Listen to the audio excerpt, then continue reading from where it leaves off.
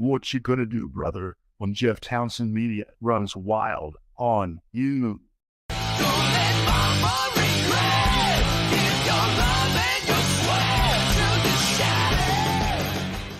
All right. This is Jeff Townsend, and Bill DeMott is with me for another episode of the DeMott Experience. Man, the local Indiana band, the Elms, man, they have some great songs, including the theme song to this show. The Elms. I'm going to download it. I've yet, because every time I go to download it, I forget there's the, and I keep looking for Elms. Oh, the Elms. Yeah, they're awesome, man. Local guy that I know, local band. Yeah. So, man, how you doing? I see that you're on the road in hotel. You see the lavish surroundings I'm in today? Yes, the fabulous life of. You remember that show on was it VH1? Did you ever watch that show, The Fabulous Life of? Yeah. It would show how the famous people lived and how much money they spent. It would break down the details and all that. Yeah, let me break it down for you. 7.5 hours through weather in a hotel room, living the life of Riley right now. Where does it bring you today? What state are you in? I am in Florida. I'm in Pensacola. Oh, okay. We have as of today's recording, so it'll be tomorrow, Friday the 12th. I will be addressing 3,000 students at Niceville High School. Niceville? Niceville. Sounds nice. Well, the irony of Bill DeMott being in Niceville itself speaks volumes. So, Niceville. It's nasty here. It kind of cooled back down a little bit, and it's rainy. It's just terrible. I'm not a big fan of it, man, to be honest with you. Yeah, the weather was it was heading down to Orlando. Like I said, it's a 7-hour difference. And I came through it, and buddy, couple white knuckle moments there, but I'm not a fan of a lot of wind when it's raining. I don't mind the rain, but when it's really gusty. Yeah, it's the same way here, man. Yeah, and trucks are all over the place, and big campers are all over the place. So, but we're here. We're safe. I'm looking forward to tomorrow, and all is well. Semis blowing all around the road and everything. Yeah, man. It's really it's a hazard. So as many of you saw the topic for this evening, of course, we're going to talk WrestleMania 40. At your request, we'll go through the matches and our opinions of it, and we'll probably do something fun like have Bill guess Dave Meltzer's ratings that'll come out tomorrow. Oh my gosh. We'll see how accurate you are. I'm on. All my predictions were right. Can you have a newsletter of rating his ratings, you think? Ooh, what if we added to our program here? What if once a month we rated Uncle Dave's ratings? I like that. It sounds exciting. We might have to do that. Rate his ratings, yeah. The world famous Meltzer ratings will come out tomorrow. So what I did do is get some stuff from CBS Sports. Nice. But Bill, last week I said we shared the CM Punk interview, and I said this was the beginning of the end. And a lot of people reaching out to me this week saying, "Oh, you are so wrong, Jeff." And I'm still going to say it's the beginning of the end. I think that airing of that last night was all part of it being a step closer for it being done. Would you agree with that, or you think I'm wrong? I could not disagree any stronger. I was. You think there's more going to come out of that? I mean, what more could come? I don't know. Here's the thing. I don't know. I didn't even think this should have came of it. You and I talked about it, and we thought we put this thing to sleep. And we said at the time, here's where it blows up in our face. We said at the time just a week ago. Yeah. And put Tony Khan over saying, yes, okay, you didn't go on Twitter. You didn't do these things. And then they air this ridiculous video clip last night on their show, the must see. We're going to show the footage, and we're going to. Then the Young Bucks cut this. Oh man, I'll tell you what it did. I've seen the backlash. I listened to a lot of radio on the drive and listened, and not one positive thing came out of that from anything I've heard. For me, watching it now, I watched it. Because you want me to play it real quick before we get into it? Yeah, go ahead. All right, let me find it here. Yeah, thank you for joining us. We have people across 8 different platforms here Awesome. filing in. So we're gonna share. Okay, so what I did here, Bill, and I got quite a bit of. I've been getting comments for the last 24 hours ever since I posted this. I took the side by side of him speaking, Yep. the video footage. The video footage doesn't have any sound, FYI. If you haven't seen it, you watching. No, I've seen it. Yeah. All right, let's find it here. Came back from his match. I was the next match. I'm sitting there. And I got people with me. I'm not going to say who they are, because I got a lot of friends who work there, and I wish them all well, and I don't want them to be punished because they're friends with me, And I walk up to him and I'm just like, Jack, why do you insist on doing this dumb internet shit like on TV, And he's just like, well, if you got a problem about it, do something about it. And I was just like, man, come on, man. I would fucking kill you. Like, what are we doing? And it just, it's like Chael says, sometimes you just can't let you get close. I thought I was doing a responsible thing. I didn't punch anybody. I just choked somebody a little bit. Samoa Joe was there, told me to stop, and then I quit. I turned to Tony and I said, this place is a fucking joke, man. You're a clown. I quit.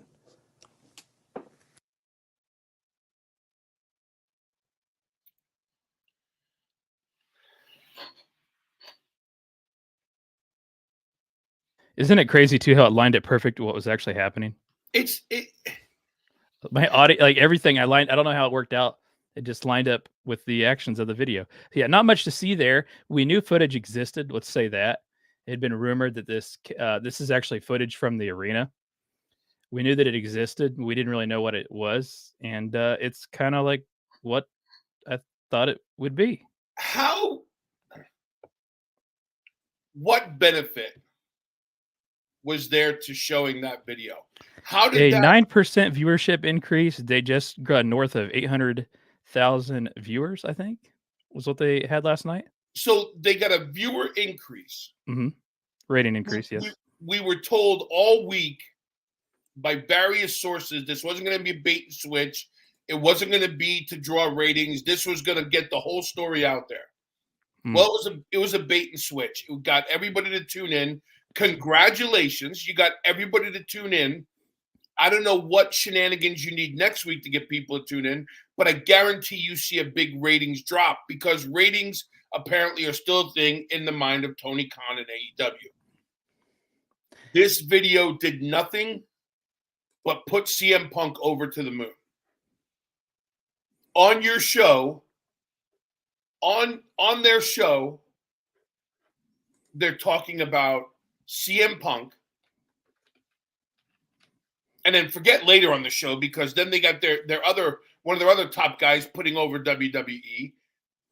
And everybody just keeps opening these can of worms that doesn't benefit them. Here's what it did for me as someone who was there and watched the fall of WCW and all the nonsense and all the shenanigans, all the game playing and all the BS that went along with it. Here's what happened for me last night.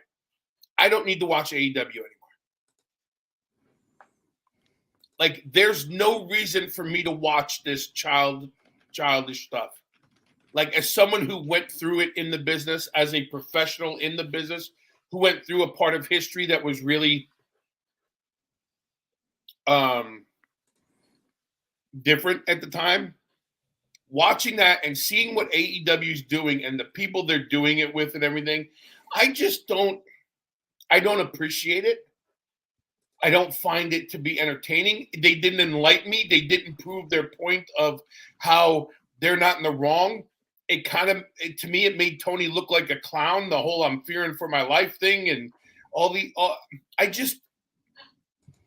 who came up with this and why did they think it was a good idea? Building up to this, after this was released on Collision that they were going to share this, which I thought it was funny doing that during WrestleMania. Right. Collision at 1 a.m. This had to be 12:31 in the morning. I didn't watch it live, but the build up to it was like Tony Khan was really upset about this, and this is why he's going to release it. There's no way that he released that to get any backlash towards CM Punk. No. There's just no. I mean, like it doesn't really prove otherwise. I mean, it's just a video of two guys getting in a. And it's I don't know what and not even a fight. I mean, and then the other side of it, watching it, then you look at it as here's where I'll get myself in trouble a little bit. As a man's man, if you're going to have a fight, then there's going to be a fight. That was no fight. No, there was nothing. Would you say when he choked him, he said, "I choked him a little bit"? Would you say it was pretty accurate? Yeah. Once the other down, I could see. We couldn't see it, but I could see that. Well, a lot of people were saying it was you'd see how quick Jack Perry escaped from it. There's a lot of things coming up, and maybe Jack Perry would get the better of him. Well, I don't think that was certainly the case. I saw Jack Perry get scooped up like a little boy from Samoa Joe. I saw that part. Oh, when he carried him away? Yeah. I saw Malachi Black or Alistair Black, or whatever he's going by now. I saw him standing with a cup of coffee watching the whole thing. I didn't see dude, Malachi Black saying, "Man, when's this contract up so I can go back to WWE?" I mean, who wants to be part of this nonsense? And then, like the week before, you had Edge cut this, or Adam Copeland cut this thing about, hey, we're moving on and all this stuff. And so here's one of your top guys. And then instantly FTR comes out right after this thing with the Bucks. They're not supposed to be here. It's against we don't have them on the format, but their music's playing, their Tron's on, all this stuff. It's just shenanigans. And for me, and I'm speaking just personally, I'm so turned off by anything AEW right now because I lived it once. I don't, and now I see what it looks like from the outside looking in, and I'm really not a fan of stuff. Not to cut you off, but you're going to catch a lot of heat for that. You are comparing it to the downfall of WCW. Well, I don't think I'm catching any heat for it because two of the most trending topics going on the past 24 hours is CM Punk and WCW 2000. So I can't be the only one thinking that, but I'm just saying, and that's why I say for me personally, I lived through that part. You were there. Lived through it, watched all that stuff happening. And now I'm watching it happen from the outside in. And I'm going, this is the most childish thing. No benefit other than a boost in your ratings. Okay, well, let's fast forward. What are they going to do next week? Because they're not going to have the same rating because that show stunk. You didn't like Edge's match? Oh, I thought it was a great way to start. And then they crapped all over it. They crapped all over it. So you didn't like Will Ospreay's promo? I'll be honest with you. I didn't even stick around for it. Oh. I listened to it today, and then when I got checked into the hotel, I you get on this stupid machine and you can pull up the Ospreay promo, and I watched that. I don't understand. Okay, hold on. Somebody said confused. Punk doesn't look good. I don't think we ever said Punk looked good. I never said Punk looked good. Who didn't say Punk didn't look good? I thought he looked great. I mean, I don't think I didn't think anything of it, to be honest. Yeah, I didn't think it hurt Punk. Come up to the Perry to start something. I mean, he said in the interview he walked up to him. Yeah, and to be honest, I don't think it made Jack Perry look any worse for wear. No, it's just either. Two guys got in a little into it for a second, and that was it. It was oh yeah, I pushed you, you went down, I grabbed you, they split us up, and everybody went on their business. This reminds me of back in freshman year basketball. We had an incident in the locker room with very similar to this, and it resulted in the two guys having to apologize to each other, and we had to run suicide drills for like 45 minutes straight till we puked, and then we moved on from it. And did they play together for the next 3 years in high school? Yes, we all played together. Yes. Actually, it was actually a little bit worse than that. They got a little bit more violent than that. It lasted just a little bit longer before we split them up, but we ran the hell out of them suicide drills, dude, and we didn't do it again. I've seen brawls in the back, like legitimate brawls, and guys continue to work together. But I've never seen it be brought on TV when a guy left the company or anything else. And now this comes before a time when it was really deep internet and all this other crap that goes on. But I just, like, we sat there and praised the fact that, okay, Tony didn't do anything. Okay, we're going in the right direction. And then a week later, this stuff comes up. And And to be honest, Jeff, it just was such a turnoff for me. I'm like, we're not talking about AEW for the right reasons, man. We're talking about them for the wrong reasons. And this is just my opinion. We didn't talk about this offline before the show. We didn't talk about this during the week. This is just my opinion. It's frustrating to me because you have a lot of people in this IWC, right? The internet wrestling community that were really, everybody's high on WrestleMania and all the things that are coming and all this stuff. And what do we think we're going to do as the opposition? We're going to tear WrestleMania 40 down. You couldn't tear WrestleMania 40 down if you aired, I don't know what tape. So the fact that they're trying to, there's other ways to feed off the momentum of WrestleMania 40. I don't think this was it.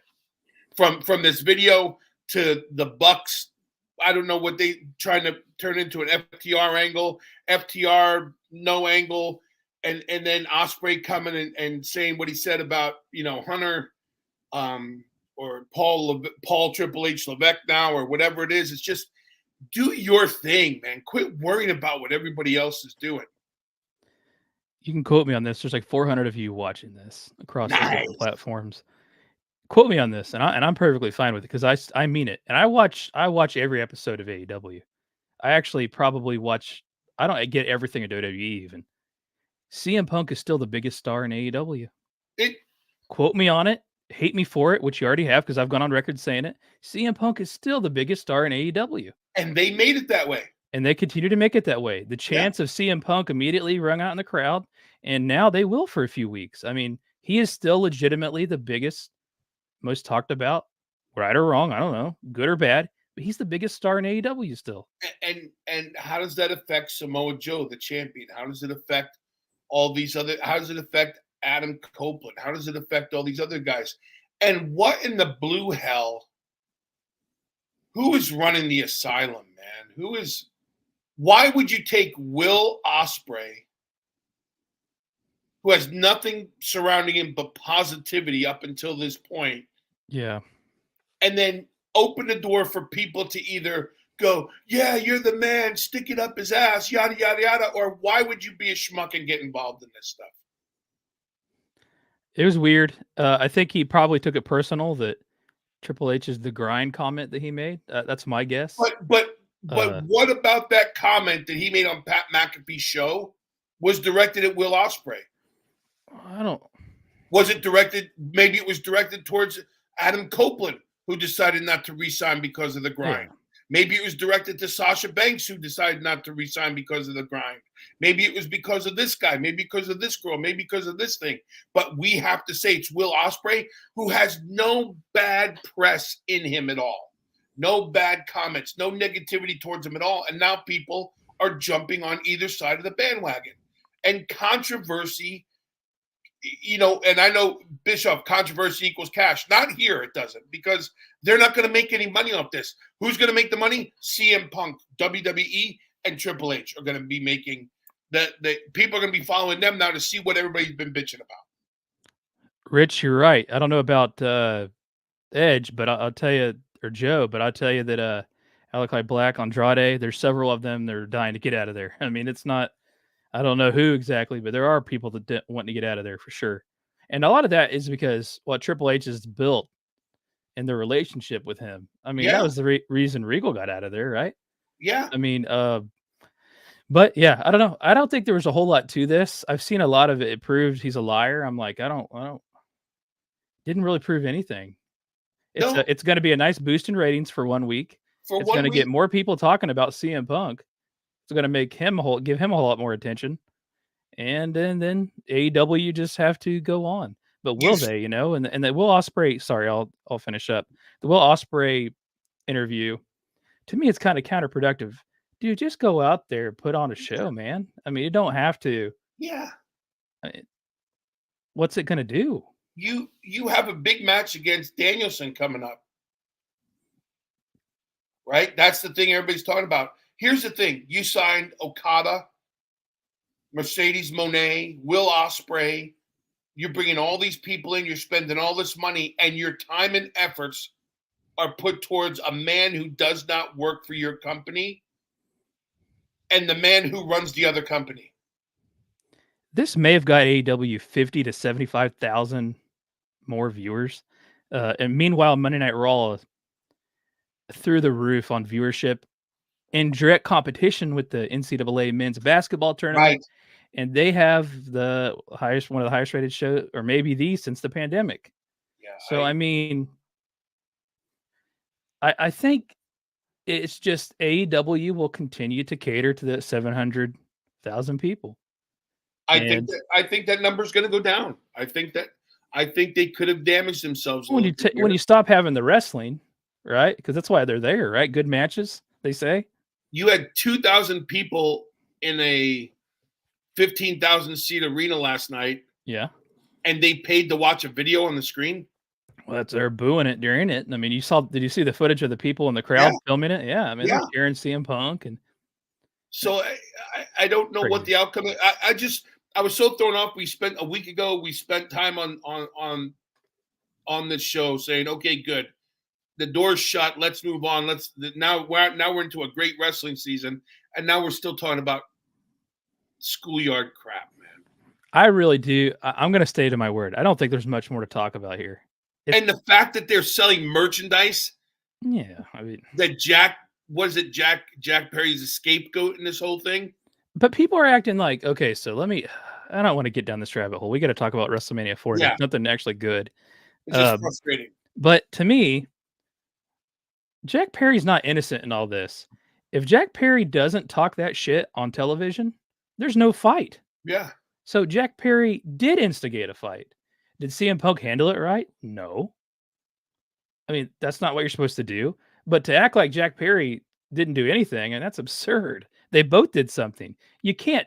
And Jack Perry knew by saying that on TV, it was going to make CM Punk mad. That's why he did it. And you don't do it for any other reason, because how many people knew about that? Right. That whole internet glass BS. Majority of the people don't know what that is. Right. So you did that for just amount of internet wrestling community, and he knew by doing that it would make him mad. And so you had a guy in Jungle Boy, Jack Perry, who was on the incline, who was moving up in the card. He had a good story. Yep. Up in the company, he was involved in bigger stories. This happens, he's gone. He's still not back on TV, but now they're selling merchandise for this. They're making money off of CM Punk. Yep, he's the biggest star in AEW. And you're right. He's the biggest star in AEW right now. And they don't realize it, but they're getting him more attention and basically making him more money. So, anyways. Oh, well. No, I do think there's not much more we can say, though. It's got to be frustrating. I mean, this is buried, man. What else could come to this? That footage was nothing. Nothing. It was a little scuffle. I mean, all that. Listen, you want to get people talking? Show all the footage from the fights and the kicking the doors down and everybody going at it. Because if that's any indication of how they portray the story, and then we see the video, this whole thing's been a big fart in church. And that's why Cody's not there. That's why Jade Cargill's not there. That's why hats off to Pillman's kid for leaving when he left. I mean, the people, we hear now that Malachi Black wants out and all there's just no good can come of this. And apparently he's not ready to listen to the Mark Henrys, the Arn Andersons, the Dean Malenkos, the Jerry Lynn's, all the people that are there that could help him. I mean, I can't imagine what Copeland's thinking right now. I can't imagine what Christian Cage thinks. Having the time of his life, Bill. Yeah. All I know is I saw Shivani's face, and here you go. For everybody who's watching this, Shivani's just sitting there like this. It's embarrassing to be a part. I mean, yeah, because Tony lived it in WCW. He saw the downfall of all this shenanigans. I don't think CM Punk's gone on record. I was the opposite. Not proud of any of all that. Of course, he regrets the way things are handled. Yeah, but yeah. We'll see if AEW can capitalize off this. Maybe they'll get the audience back next week. They'll put on a hell of an episode of Dynamite or Collision, and they'll just get the retention of the audience. And it was all worth it. It was all worth it. All right. So let's go to something more positive here. WrestleMania, Positive dude. question. WrestleMania. I could go into all the details. Maybe we will at the end if we have time. Maybe not. Quite this successful event Wow. in Philadelphia. I thought both nights were good. Night 2 was obviously better, and we'll get into some of that. I wasn't as hard on night 1 as some people were. It's such a spectacle to watch WrestleMania, man. Well, so I've missed some things because I didn't know that people were hard on night 1. I thought night 1 was a good start to it. Was there a lot of negativity or was it just a bunch of nonsense? I mean, there was like some fantasy booking nonsense and all that. Oh but, yeah, then I don't put any stock in that stuff. But I mean, yeah, overall, it wasn't as good as night 2. I mean, night 1 wasn't as good as night 2. I don't think it wasn't bad. but But night 2 was like that way? What was that? It should be designed that way, right? Okay, we start. It's like Yeah. You don't put the best part of the movie on first. You wait till the final hour. Well, night 2 had probably the best ending ever. I mean, I thought night 1 was really good, and then I thought night 2 was unbelievable. Yeah, I agree. Let's jump into it a little bit. So, start off with night 1. So what I did here, and I did your favorite, I printed out a hard copy. Since we don't have Uncle Dave's, I'll have that tomorrow. But this is CBS Sports. So CBS Sports did a pretty good, quick breakdown. Man, my phone is getting blown up by people. I got made a lot of people mad with my CM Punk is the biggest star. Well, still, prove me wrong. We're talking about it. Tell me when I'm telling lies, Bill DeMott. No, we're still talking about CM Punk and AEW. So far, so good. Crazy. So yeah, they covered this live actually, and then post. So we're going to go through that. What did you think, though? Let's start out the beginning when this show kicked off, and who kicked it off on the first night. Do you remember who it was? Rhea and Becky. I meant who came out first. To say Hunter, Triple H, yeah. Yes. Your impressions of the stadium and everything when it came on, the visual of it all. I thought it looked great. I always think that the WrestleMania stages and everything are amazing. I thought it was well done because it was less extravagant and it's just awesome to look at, right? It wasn't that distracting, especially over the ring and things like that. Great way to start the night off. Clearly letting the world know that it's a new era and a new time, and there's a new chief in charge of the Indians and things like that. But I like I always like who sings, who opens up the national anthem and things like that. I thought it was good. I was excited, and I think they led us into WrestleMania the right way. I agree. It was, hey, this is like felt like the first WrestleMania where it was a different reign, a different era. I know a lot of people are saying like putting a little too much discussion on Triple H. That's their opinion. That's fine. I don't think Triple H wants the attention. No, I agree. And the fact that they called him Paul Triple H Levesque. It's like I told you, Bill, 2 months ago or 3 months ago. It's going to be more realistic sports like moving forward. Yeah. And that's just part of it, man. Yeah. And I think that's a good way to let people know that he is the guy and he's not I don't believe he's going to be a character or a person because he's already a wrestling personality. Right. I don't believe he's going to become Paul Levesque, the character. So that's the separation there. That's the realism of it. That's why they're using his name. It's really weird for a lot of people, though, and me included. But nevertheless, that's the way they want to approach it. Let's kick things off, though, with the first match. Women's World Championship, Rhea Ripley versus Becky Lynch. A match that I was definitely looking forward to. Would you say you were as well? Yeah, definitely. So one of the highlights. Like, again, this is CBS Sports covering this. This is Shaquille Majori, I believe is how you pronounce it. If not, then I apologize. The commentators revealed pre-match that Lynch is dealing with strep throat and fever. Did you catch that? Yeah. All week had been sick, had a fever that night. You caught all that? Ripley's in. Yeah, David on is it Twitter? Yeah, he said her entrance was awesome. Let's talk about that. I thought her entrance was awesome too. She visually is just amazing, man. Rhea Ripley. As a fan, the first thing I noticed, because I'm a Rhea Ripley fan, Yeah. and I don't like the long hair. If I have one problem with this whole match, I didn't like the long hair. Oh, Bill. And listen, that's supposed to be funny, because that's what I'm telling you. The problem I had no problems with this. I loved her entrance. It was freaking amazing. Yeah, it was cold. Like some people are saying, you could tell in the crowd. The reaction was not bad, but you could tell. And then again, and like I'm gonna say, the sports element of it. This is the temperature outside. This is the wind. Just like it would be with football or something, right? I mean, Yep. you instantly were getting that theme, that feeling, Yep. the sports theme of it, and you could tell it was cold there. Coats on, people cold, and they're coming out. And of course, you're not the most dressed, but you do this when you put on this show. I think Becky Lynch has always had this great interest in the visual. Becky Lynch is always great, and Rhea Ripley is the woman that I compare. Of course, like Charlotte Flair is like a masterpiece, right? I mean, I get that physically. I'm just saying the entrance, the character, and all that. Becky Lynch has always been really great with that, which is sold a lot of merch, made her a lot of money. But Rhea Ripley's up there, dude, and she's just on that level now with that visual. Yeah. And I thought both entrances were awesome. Yeah. And of course, like I said, they built up immediately that Becky Lynch had been sick all week. You could tell she actually didn't look particularly great, in her face and everything. And you're wrestling out in the cold. So anyway, Ripley's power advantage was evident early. The champion hoisted up her challenger with an impressive deadlift suplex, plus a trio of power bombs. I thought that was cool. Yep. Build 'em up power bombs, Funaki style.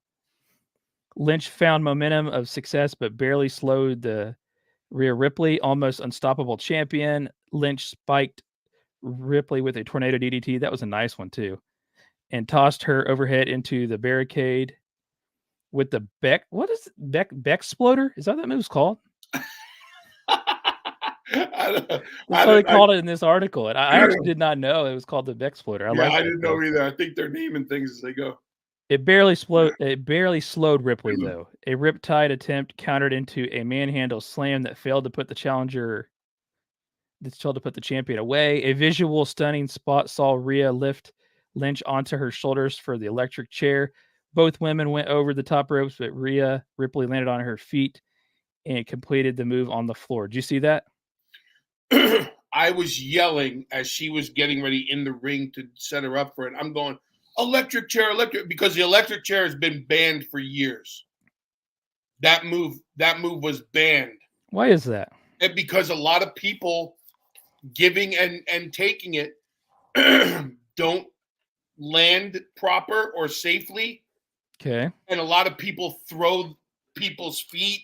A lot of people don't do that move correctly. So there was a time when a lot of the performers were getting hurt, and it was a banned move.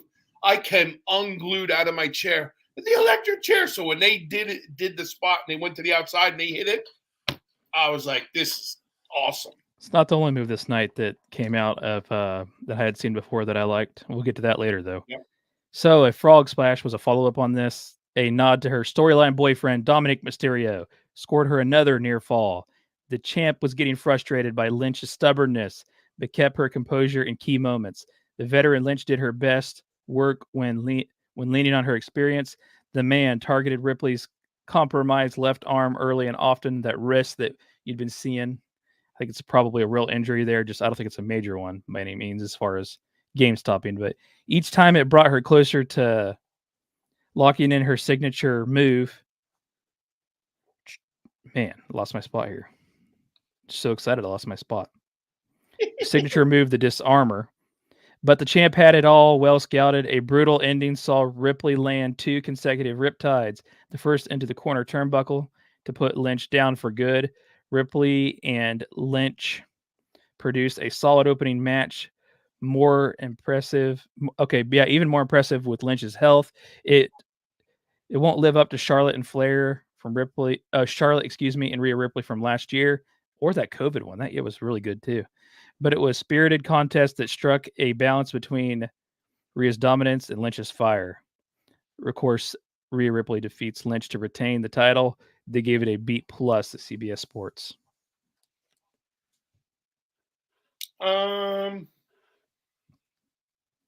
I'd probably would have gave it an A.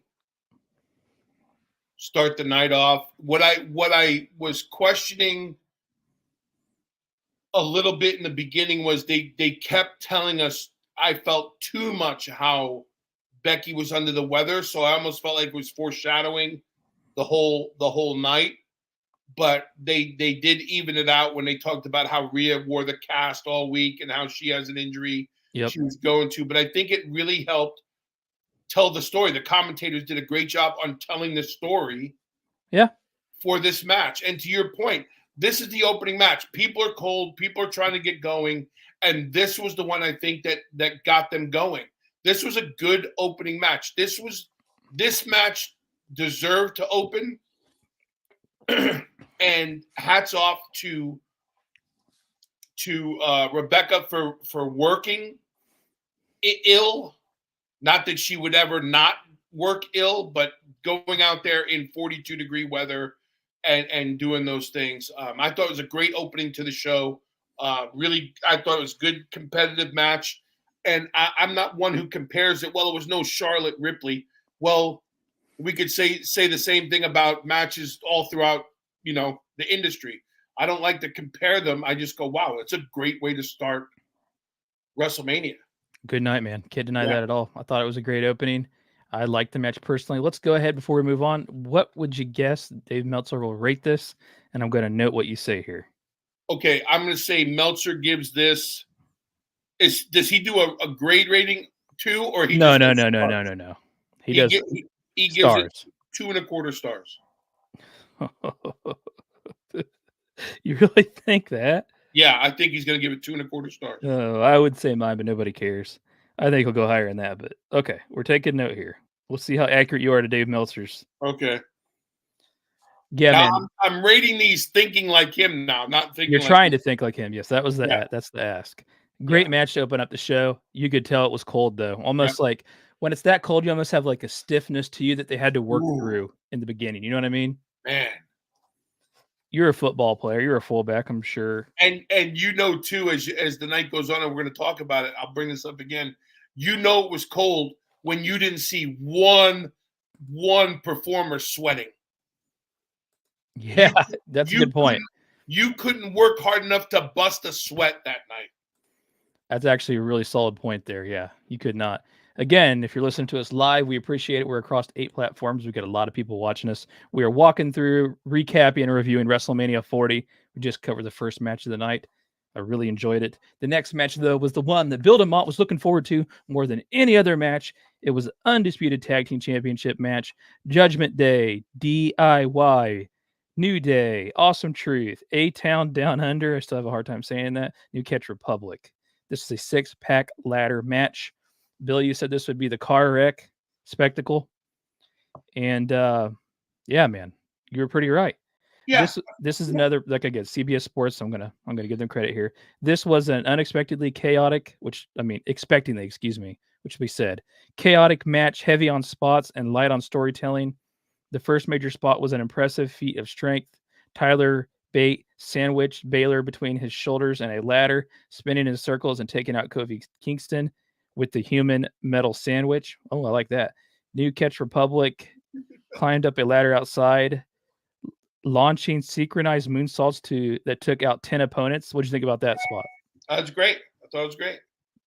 It's got to be. There's like little room for error with that. But I mean, you do have 2 people. You do have like 5 people down there each one. But man. Well, you and I have both seen where they've had a lot more than 5 and nobody's caught anybody. Yeah. So it's still a. Yeah. Moving on to the money spot here. R-Truth's comedy spot had him mistake the match for a traditional tag team match. He got the hot tag from The Miz, who tagged him in, took out Finn Balor and with John Cena's moveset and tried to pin his opponent. Let me say one other thing here. They always say that it's his childhood hero. And I'm fairly certain he's 8 years older. He's older than John. So I don't know. He's 7 to 8. I'd say 7 or 8 years older. I don't know. Maybe I'm wrong. For a fact, he's older than John. Well, I know he's older than John, but I'm just saying he's at a point where he couldn't even watch. He was wrestling before John. Right. And they just play along with it, the commentators. I think eventually Pat McAfee did say something like, which is crazy because he's older than him, but nevertheless, Yeah, great spot there. I love how Miz played along with that. I love how he does John Cena's move. Okay, DIY, who made their entrance themed as Degeneration X. Did you pick up on that? Yeah. Yeah, a lot of people didn't, so that's why I asked. Took out the champs with Sweet Chin music and an upgraded pedigree. DIY and Awesome Truth agreed to go for separate tag titles, incorporating the stipulation that each set of tag team titles have been revealed separately. They kind of snuck that in. They did say it, but there was a lot of talk they're going to split these tag team titles up that night. That's what they did, but they didn't say on the show. Like they didn't go out of their way to keep talking about it or anything. Right. Like, it was kind of like a surprise, but not a surprise. I don't know how else to word it here. Okay, A-Town Down Under, your favorite tag team, spoiled their plans before capturing the SmackDown tag titles to become new champions. The celebration was short-lived as New Catch Republic powerbombed Waller from ring through a ladder laid out ringside. That looked brutal, Bill. Yeah. Yeah. Took them out of the equation right then and there. But Perfect. But the SmackDown tag team titles, they captured him at that point before the match moved on. Yeah, that spot was gnarly, though. Yeah, perfect way to legitimately keep them out of the running for anything else, and their night's over. Yep. The most visually stunning spot was Kofi Kingston's thrilling thrust fall off the ladder, leaping backwards from the ring onto his opponent's ringside. Gargano put Pete Dunne through a table with a tornado DDT from the apron onto the floor. He spiked that dude too, man. Yeah. That looked crazy. Okay, what else to say here? Bate was brutalized with an air raid crash off the ladder. JD McDonald interfered in the match to try and assist with Judgment Day teammates and retrieving one set of their titles. He actually was trying to help him get up there completely, but paid the price. New Day tipped the ladder. He went flying through the tables, 2 tables positioned ringside. We see that spot a lot. He missed the first table. About to say, yeah, I don't know if he got the first. I was actually about to say that. I don't know if he got that first table. No, his. I think the weight of the other table breaking is what moved it. But another 6 inches, and he would have missed both tables and wound up in the front row. It was crazy to watch. Yeah. Things were trending in an exciting direction, but it was completely derailed by issues late. Priest and The Miz blundered a cinematic spot atop the ladder, possibly due to damaged equipment. Priest had to retrieve a new ladder leading to the finish. I think they're talking about the bent ladder. That thing, dude, was like done for. So I think it's what they're talking about. Hey, it's like one of those times where you watch and forgive me, I don't know the referee's name, the young lady, she was yelling to Priest to try to get his attention because you're in the moment. You're at WrestleMania. You're in the moment. You're not looking to see what's broken, what's not. You're going, and he's about to climb a broken ladder. Him and Miz, right, doing the spot or whatever it was, and she was trying to get his attention. So I love the fact that everybody was more concerned about doing it. Nobody getting hurt. That ladder was screwed, man. Oh, that ladder was screwed, and it didn't take away from anything. It gave it more.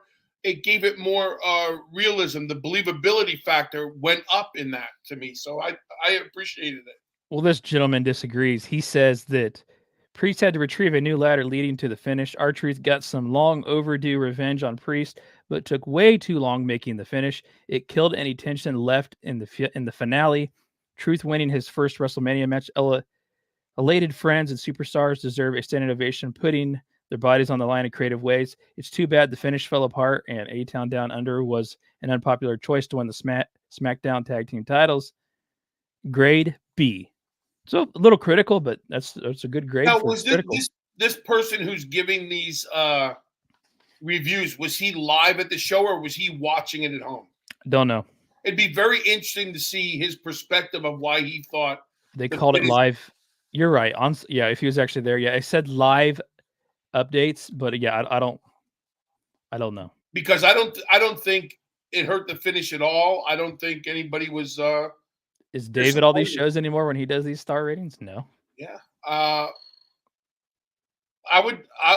Listen. I'd give that match a B+. That's a crap review. Somebody said, yeah, it was a crap review with a B, right? Like I would have taken some of that. I would have taken a B back in the day for that crappy of a review. Yeah, I mean, I think he talked himself into a corner. He said it wasn't that good, but he gave it a B. But he gave the girls what, a C? No, he gave him B plus, right? Yeah. Yeah, he gave him B plus. Yeah. So I think Uncle Dave will give this match 2 3/4 stars. You think he'll give it 2 3/4 stars? 2 I don't know. 3/4 stars. Okay, I'm noting that. And all I can say in that match is thank goodness for R-Truth. That waiting for the hot tag spot was so. That's why that match was where it was. Yeah, it's so silly when he does it. Yeah, that's why that match was there. You come out with the women who did great. Now you get the crowd invested more, and now the energy levels up, and now we continue the show. So great spot. Man, R-Truth doing those spots are always great. Yeah. And the fact that the Miz went along with it and leaped to tag him is amazing. Yeah, only R-Truth can do that. I thought it was a fun match, man. Yeah. A lot more spots than I thought there would be with those people in it. I didn't expect to see spots with the Miz and Truth that were going to be overly dangerous. As physical? Yeah. Yeah. Just for whatever reason. Well, first of all, their age would be, I guess, one reason, but that didn't stop Sting, though, did it? No. But no, I didn't. But they had more crazy spots than I thought it would. I thought that DDT was insane. I thought they did a great job. Yeah. Yep. Good, entertaining match, man. I enjoyed it. The next match, though, was not my favorite match. Rey Mysterio and Andrade versus Escobar and Dominic Mysterio. I'll go through this, but this was not my favorite match of the WrestleMania. Did this match have to be at WrestleMania? No, I don't think it. This is weird to me, right? Just like the Usos was too rushed. We talked about that in detail previous episodes. This was another one that I'm not sure this is a WrestleMania match. Well, not saying those guys don't deserve to have a WrestleMania match. That's not what I'm saying. Right, but that's what I think. It goes back to our conversation that we had an episode or so ago when I said this is the time of year when you try to get the people that have been out there, thumping the road the whole year round and making sure they have a moment. Does Rey Mysterio deserve to be in WrestleMania? Sure. Yeah.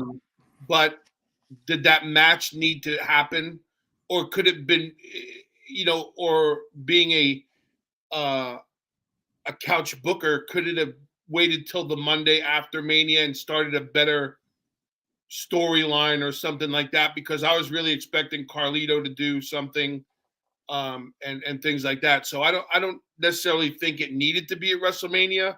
I have no pros or cons to it. I just the match was okay. I think the next two matches are what probably made night one, the way they played out made night one not as great as could have been. Maybe it was the way it was laid out, Anyway, though, let's go through this. We won't spend much time, but I will give a recap of the match. The individual said, WrestleMania 40 hosted a celebration of modern Libre. Rey's high-flying, Andretti's dynamic strikes, Escobar's power grappling, and Dominic's scheming were all on display. The four superstars of Mexican descent collided with several storylines connecting them. There was the ugly father-son rival between Rey and Dominic, and the mentor versus mentoree angle between Rey and Escobar. There is also an interesting wrinkle between Andrade and Escobar, with the latter spiritually filling Andrade's role when he left WWE 2021. A unique attack early saw Rey sit on Andre's shoulders before the pair launched onto their opponent's ringside with a stacked double cross body. That was interesting. Dominic and Escobar isolated the smallest man for much of the match until Andrade stormed the field. Rey hit a 619 with Escobar flattened Dominic Mysterio with a moonsault on the floor. The bout derailed into madness as LWO. Until the others on the outside of I'm not going to mention every individual. Others on the outside of the ring got involved. One individual hit the signature slingshot splash from the apron. Get the chair, bash his brains out I don't care. Escobar commanded Dominic late in the match. Did you hear that, Bill? No. I didn't either. That was my first time reading that. Yeah. Get the chair, bash his brains out. I don't care. Apparently that was said. I guess I wasn't paying as close attention as I should have been. Dominic was intercepted by two enormous masked men, later revealed to be Philadelphia Eagle players, Jason Kelsey and Lane Johnson. We actually had a listener in the chat say they were there. David was there. So what he said here. Let me give you your credit here, David. He said they walked by you in this match. Trying to find that message where you said that. Oh, hell, I can't even find it now. My bad, man. But here, yeah. David on Twitter. He was there. Was David not there? Was it the other guy there? Come on, Rich. Oh, it was Rich. David, man, I'm sorry. Rich was there. They walked right by him, he said, man. The NFL players walked right by him. Well, former NFL players, one of them. Yeah, but that wasn't made, Rich. That wasn't made for the live crowd. That was made for the TV crowd. So yeah, you're always going to have those moments where somebody's going to see it, you know? I put David at WrestleMania. He's probably like, I wish I was. Rich was there, though. Yeah, so just to sum things up, there was a cameo between these two. The person with this review said there wasn't much juice on this match leading in and several nice cool spots. There was a cameo between Johnson and Kelsey. I'm trying to get to the spot here where they described that. I don't know if it's actually worth going into detail, but Dominic was intercepted by two enormous masked men, like I said. It was Kelsey and Johnson. Mysterio hit a double 619, followed up by a top rope splash on Escobar for the win. This match was given a C+. Man, I was about to say 619 again.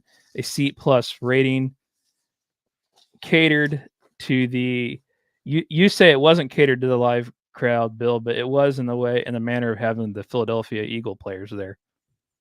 Well, yeah, I meant the part about when you see them, like we didn't see them the way he saw them. Yeah, we didn't see them walking through. No, they wouldn't shoot that. Heck no. I would have, looking back on it now, and just from what we've talked about so far, I probably would have started with this match. Started the night with a match like this, though? Pre WrestleMania. It's funny you say that. I see about 5 different people that have said that in the match. I in probably the chat here, because you always have that one match that really gets the crowd amped up. This could have been that match. It definitely catered to the fact they're in Philadelphia. There's no doubt about that. Just like all the ECW comments throughout the weekend. Yeah, I think they could have catered to that match and got the people really invested, and then started with Becky and Rhea. But yeah, not the best match in the world. What is Dave Meltzer going to give this? It was rated C+ here in a CBS Sports review. 1.5 stars. 1.5 stars. I can't wait till tomorrow when I can compare this. Jay Uso and Jimmy Uso, we had been talking about this for weeks. Bill, actually been talking about this for over a year, how we thought it was coming. It was rushed together pretty quick in recent weeks, and they're thrown together in a match. Before I go through it, how did you think about the booking of the match and the way it was put together and how things went down in the match? I don't know. I feel like this story's been ongoing for so long. And they kind of left it for a while too. Yeah, but it should never be a wrestling match. It should be more. Well, what would the payoff be then, Bill? If it's not I don't know. I don't know what the payoff is still going to be. I liked when they got going. I thought it started a little slow. I think we're past the point of I'm sorry spot. And then he wants to shake hands. I think that's old school thinking, which is nothing wrong with it. But I think they're so past that in their storyline that it wasn't necessary. So I thought the match was okay. Again, you have to have the Usos on this card. I don't know if the brother fight is a long-lasting issue. If that makes sense. It's a tale as old as time. Love and family, man. I think they've got to get more creative on how to keep those two going back and forth. It wasn't a hot rival going into it. It had cooled off a lot because they hadn't gone to it. So I don't want to say it was flat, because just like everybody else we've talked about, they worked their butts off, but it was flat in the I don't know what the payoff is. It's funny you say that because this review actually uses the word flat here. The brother versus brother rival was a deliberate but timid affair. 8 months of twin brother tension got off on the right note. See, they say 8 months on this, but it was like 8 months ago when it was last mentioned. Right. So to me, it was like, but they just went back to this immediately. But got off on the right note. Jay barreled into Jimmy with a suicide dive before the match even started. That pace was quickly replaced by a methodical one. Bitter older brother Jimmy hit Jay with a volley of super kicks and plenty of taunting in between. The twins exchanged stiff punches as the crowd chanted yeet and no yeet. Yep. Bill, what is yeet? Yeet is, I have no idea. I'm old. I don't even know what yeet means. Fair enough. Jay got a measure of revenge as the match progressed, punishing Big Bro with several super kicks. Man, it was a Young Bucks match here. Yep. The most empathetic was a running, jumping kick that caught Jimmy square on the jaw. It did look like it actually landed, too. A torn expression washed over as he was baffled between the hesitation and desire for revenge.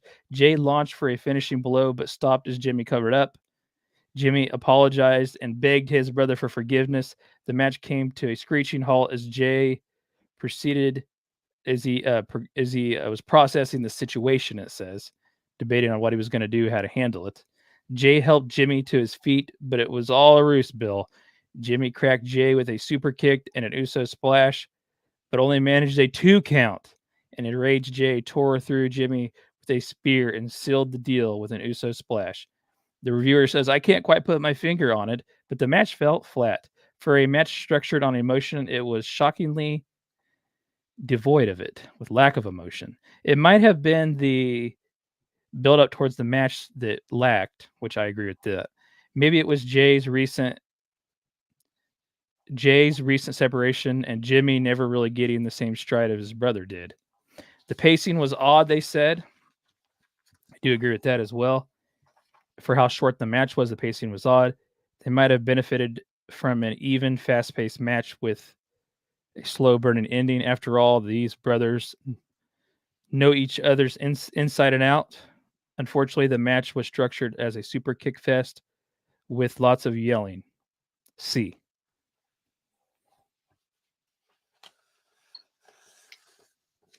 If you're gonna have that super kick fest, WrestleMania is the place for it because they don't do it every night. Yeah. Unlike what we talk about other places. So I had no issues with that. I did, and I have no issues with any of it. But I agree, it was a little flat. It's a great point. Maybe because Jimmy hasn't gotten the exposure that Jay has. But I will say this, fast forwarding, what they did on night 2 was far better suited for what this family's going through. I think WrestleMania would have been the time to see Rikishi or someone put a little pepper on this match. I think it just needed a little different flavor to it. But all in all, I don't disagree with the rating or anything. Uncle Dave gives it a 1.5. That's a pretty accurate. I think he will. Yeah, pacing was weird. Underachieved. Rich is saying that Rich is our like live on the scene reporter, right? He was actually there. Okay. Cold was a huge part of it, he thinks. Sun was going down. He had 3 hoodies and 3 pants on. Wow. Yeah, when you're a bit in open area with wind. Yeah, I that's probably a big part of it. It was so dang cold. Pacing was just weird for this match, man. I don't really know how to describe it. These guys aren't typically like that, so it felt like maybe they were trying to overfill it with emotion. Yeah. But and sometimes that doesn't translate to the audience. The other side of it, we talk about the weather. I wrestled in the snow. In Japan, there was always a lot of outside shows, and even in Japan and places like that, there's no heat. So the cold plays a big factor on what the body can and can't do. So that no excuse or anything, but that plays a big factor. I mean, you got people who are in the crowd watching it, and they got 3 layers on, and these cats are in there with no shirts and a pair of wrestling tights or whatever the heck it is, and so I'm sure that plays a big part in the structure of how things go. No matter what you're thinking, I think it definitely plays a part in it. I'm surprised we didn't hear of more injuries coming out of that than anything. Yeah, that's a good point. The next match, Bianca Belair, Naomi, and Jade Cargill versus Bill's favorite faction, the Damage Control. I say that that's actually a long ongoing joke on this show. Yeah. And it's nothing against Damage Control. It's just Bill's been predicting the demise of Damage Control for over a year. And it hasn't quite happened yet. I think we're getting there, though.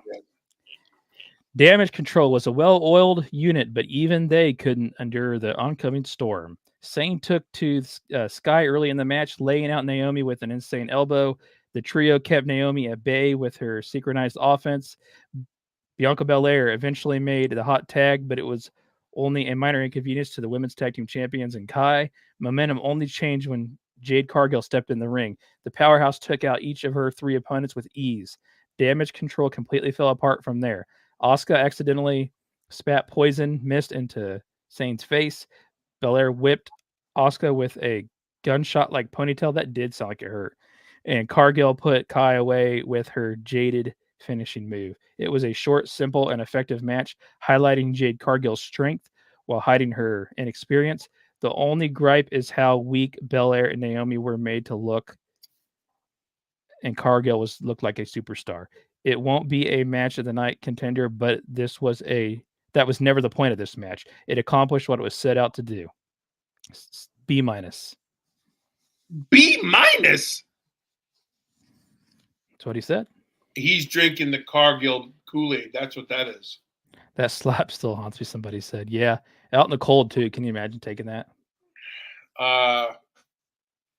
You're known to get your head split open with the Kindle stick. Yeah. So. I'll agree with one part of that is I think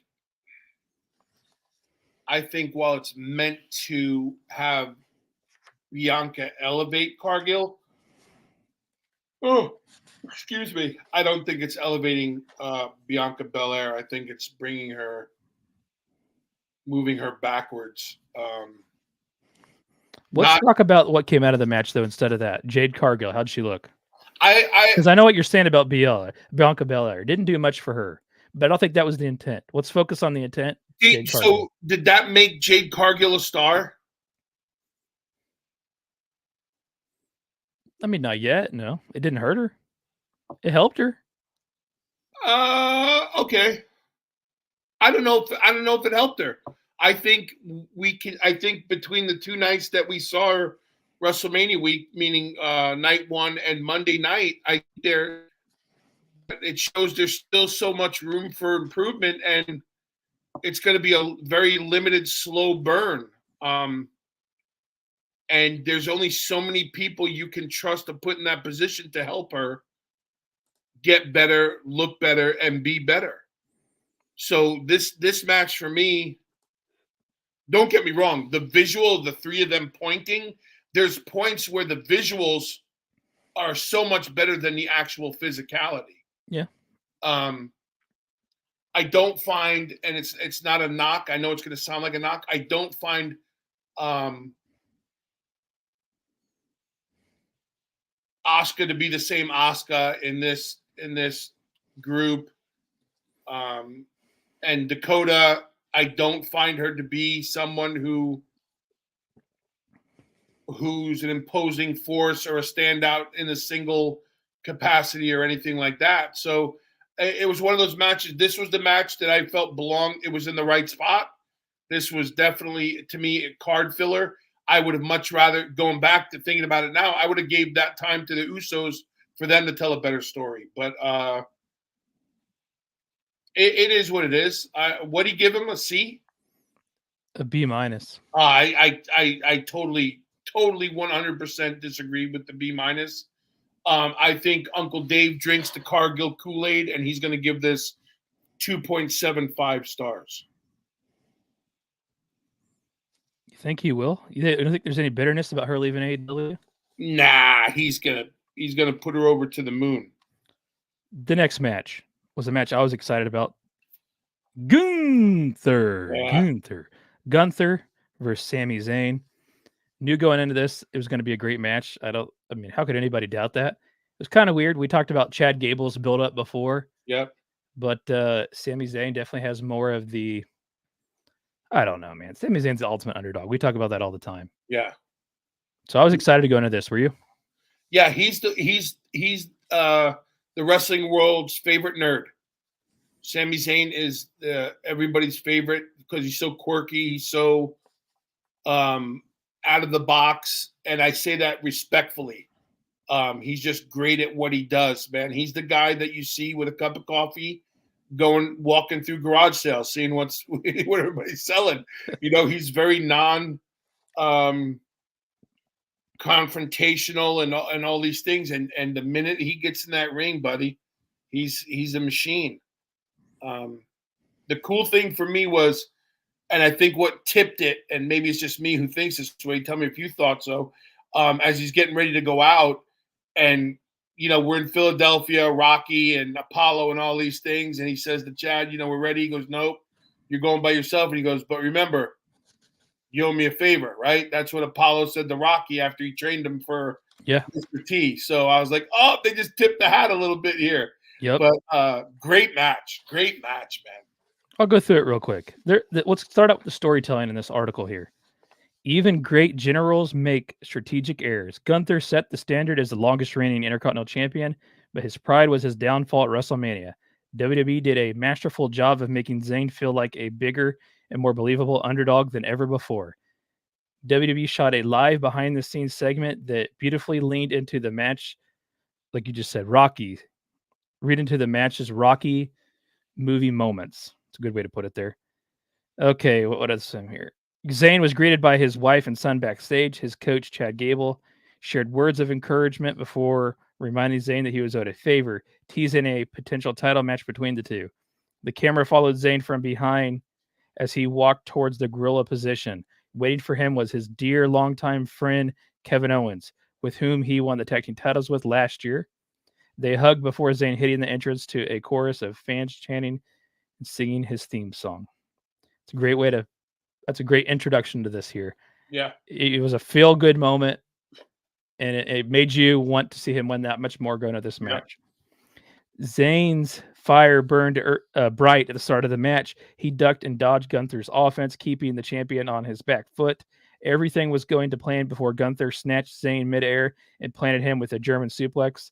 The ring general started his slow dissection of the challenger as the crowd broke into dueling chants for the superstars.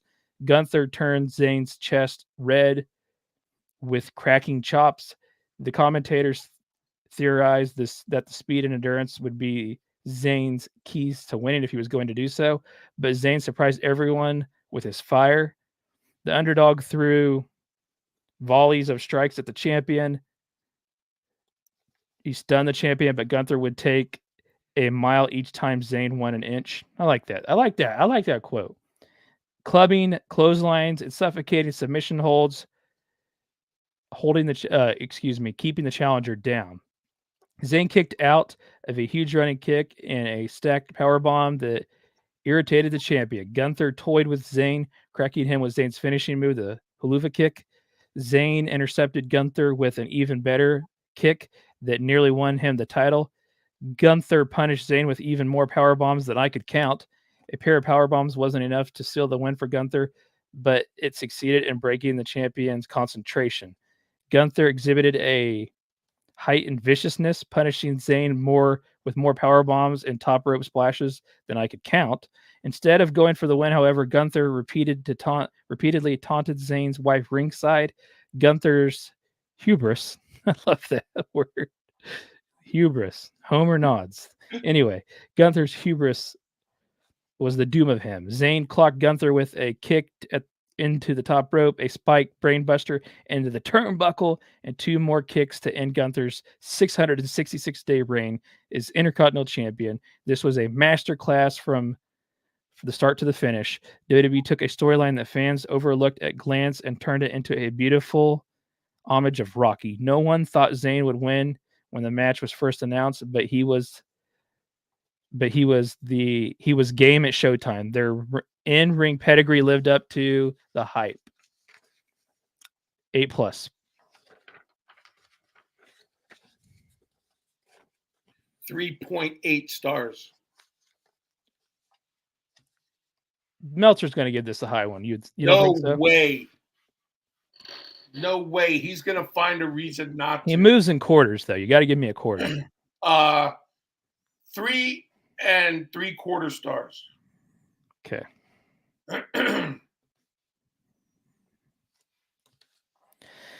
Okay, so live it looked like there was a botched move and Gunther was actually going to be hurt. Yeah, there was a lot of crazy moves on that match. I think the Brainbuster spot, which I showed you that Zayn used to do in Ring of Honor. Yeah. That was good. They executed that. I was actually surprised they're allowed to do that. Well, but these guys are that good, though. They wouldn't do something, I don't think, if it was going to hurt one another. Right, and you're not going to see that a lot, right? You see it at the biggest show of the year. Here's the thing that was really cool for me. Like, here's a subtle thing, and I don't know if any of our viewers or any of the people who follow us picked up on it. If you did, let me know. But it's WrestleMania. These entrants, everybody's got gear. Everybody's geared to the green and white and the, homage to the Phillies, the whole both nights through and all these things. And here comes Sammy in the same gear he always has. This is not about pomp and circumstance. This is about a fight, right? And Gunther, same thing. He had his robe, but he had his trunks on. It wasn't glitz and glam. It wasn't, hey, look what he's wearing because of WrestleMania. These two cats came to fight. And that's the things I pick up on and go, wow, they're just keeping it straight to the ground, and here we go. It's not going to be, hey, look at what I'm wearing. It's not a fashion show. It's like, I'm coming to fight. And I think it all tied in really well. Yeah. Best match of the night, in my opinion. Yeah. 8+ match for sure. But comments are saying they knew Sami Zayn would win. I think we all felt that way. But then again, you're always in the back of your mind, will Gunther's reign in? And I think these guys are just both, they're my top 5 right now. Yeah, they're amazing. And I think it was time for and so if you look at it differently, well, we think Sammy's going to win, but then you have to think, okay, you just elevated Sammy again back up to that level where he was last year, but now you don't. He ain't quite at that level, though. But you don't have to elevate someone else now, because to beat Gunther, you had to have some steam behind you. And I think that's why Chad Gable didn't beat Gunther, because Chad's still being built and he's an up-and-comer. But now you can see Chad and Sammy having something where Chad could beat Sammy.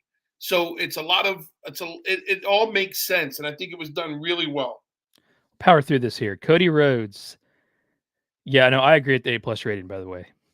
Cody Rhodes, Seth Rollins versus The Rock and Roman Reigns. After lengthy entrances and introductions, I mean, that had to take 15 minutes. Yep. I mean, right? I mean, Yep. It was 15 minutes of introductions here, at least. I know we have somebody in the chat that was there live. I'm sure I'd like to hear their comment on what it felt like. Okay, so after the lengthy entrances and introductions, the 4 men stared at each other down in the center of the ring before Rollins and Reigns were the two to start the match. Rollins tagged Rhodes in after a short opening segment with Reigns.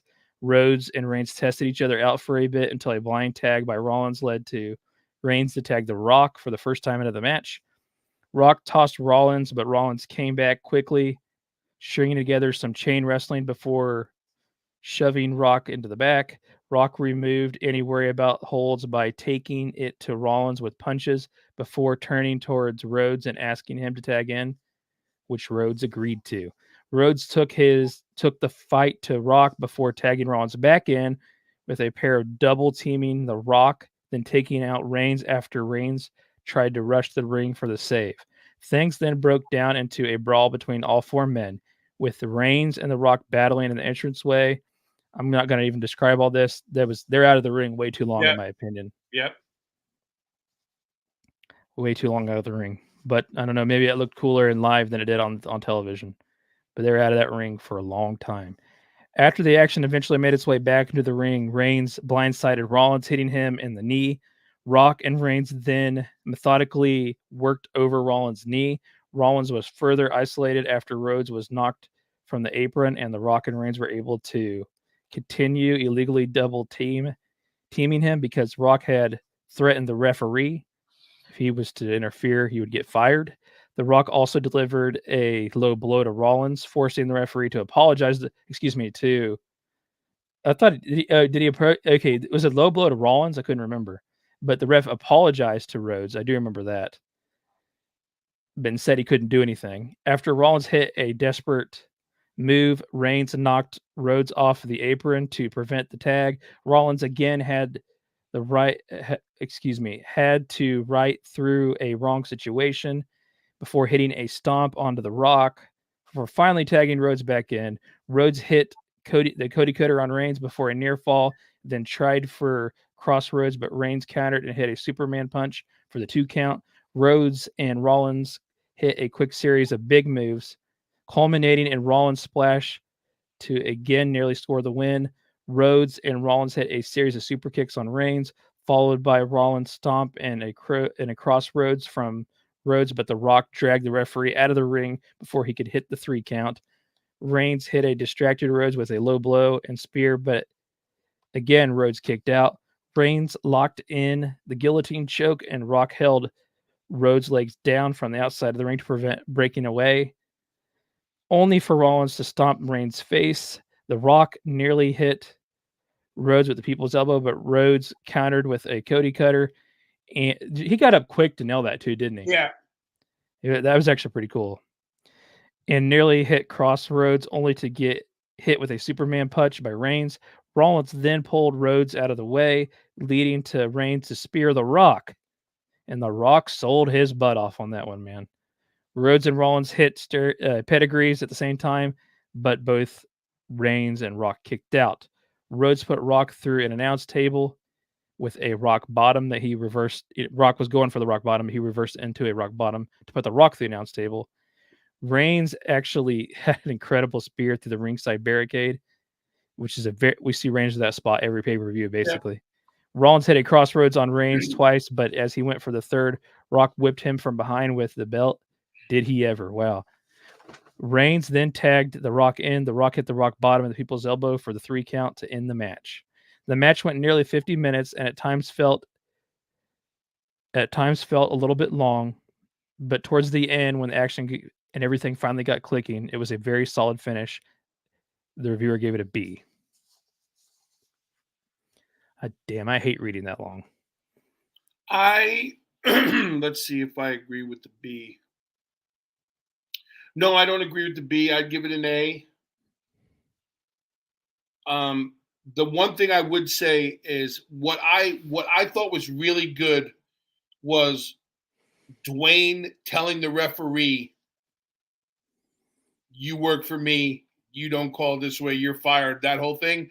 I think that was much a better use of their time than going to the outside.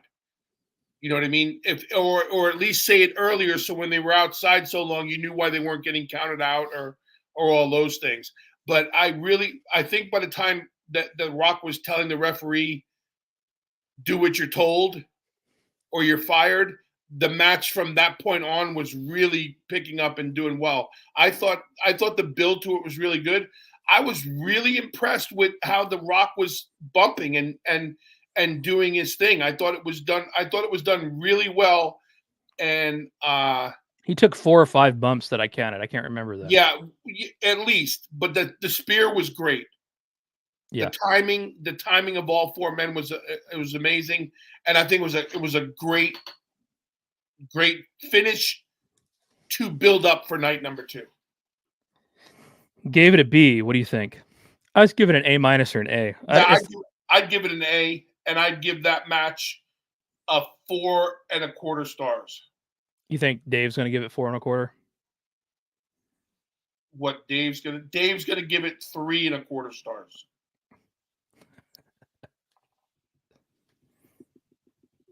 But Dave and Rock are friends, remember? Dwayne? Yeah, but it's only night one. He can't give him a higher one on night one than he can on night two. Did you forget that him and Dwayne were friends? Well, they haven't talked in a while, but him and Dwayne are buddies. Yeah. Night one, man. We got to get night two out of the way here. We're going. We're not too long, I guess. The night one, like you said, night two ends amazing. Night one maybe leads to that. Not everybody went home happy, I guess, maybe because of the results. But I think it set up the storyline really well with that last match. You had to have, like, we're talking about think old school. Think of old school. Think about WrestleMania 1. Think about the matches and why they were the matches and what the stories were leading up to it. And this is what it was a throwback to. Like, it was a throwback to what WrestleMania was about. It was a culmination of a whole year and all these things. So yeah, you had to have that. Listen, it could have been Seth who took the fall. Either way, it was going to be bloodline rules, right? But this left it more intriguing because now people are going, son of a bitch, he's not going to finish the story. So now you left people in night one who's thought maybe, okay, I bought it for night one, but I'm not going to buy it for night two. Yes, you are. Yes, you are. And so you had to have it because we had to have bloodline rules in night two. Night two kicks off. You can immediately tell it's warmer out. Immediately. Stephanie McMahon kicks off the show. Your thoughts? It's been a long time since we've seen her. I thought it was a great sign. And again, telling everybody this is what it is. Now you got his wife, who, by the way, is the daughter of the other guy that nobody talks about anymore, saying, my husband's the guy. Here we go. And I think it was good. I think, it was good for me personally. It was good for me to see Stephanie in public like that, like she was in the Hall of Fame and things like that. So I thought it was a great way to start it, and it just reinforced the fact that things have changed. There we go. This is actually this is still CBS Sports, but it's Brent Brookhouse now. Okay. So we're shifting to a different reviewer for this night. World Heavyweight Championship. Seth Rollins versus Drew McIntyre. McIntyre hit a Claymore as soon as the bell rang, leading to a quick near fall. McIntyre took the fight to Rollins on the floor with a belly-to-belly suplex. That was vicious, by the way. Yep. Before driving him into the ring post, but Rollins came back with a pedigree before a stomp as McIntyre was entering the ring. Rollins countered another Claymore with a second pedigree and then a second stomp for a 2 count. Rollins' injured knee repeatedly troubled him throughout the match, including when he missed a stomp from the top rope, allowing McIntyre to hit a future shock DDT for his own near fall. McIntyre taunted CM Punk on commentary by signaling for the go to sleep, but Rollins escaped quickly, only to be struck by another Claymore for yet another near fall. Rollins delivered yet another stomp, this time on the commentary desk, and moments later, McIntyre hit yet another Claymore, but again was unable to get the pin. Another Claymore followed, however, and McIntyre scored the pin to win the championship. These two packed a lot in here in a short amount of time, hitting finishers at an exceptionally high rate before McIntyre finally picked up the win, getting a world title win at WrestleMania in front of fans, something he did not experience when winning the title at WrestleMania in 2020. McIntyre wins, B+.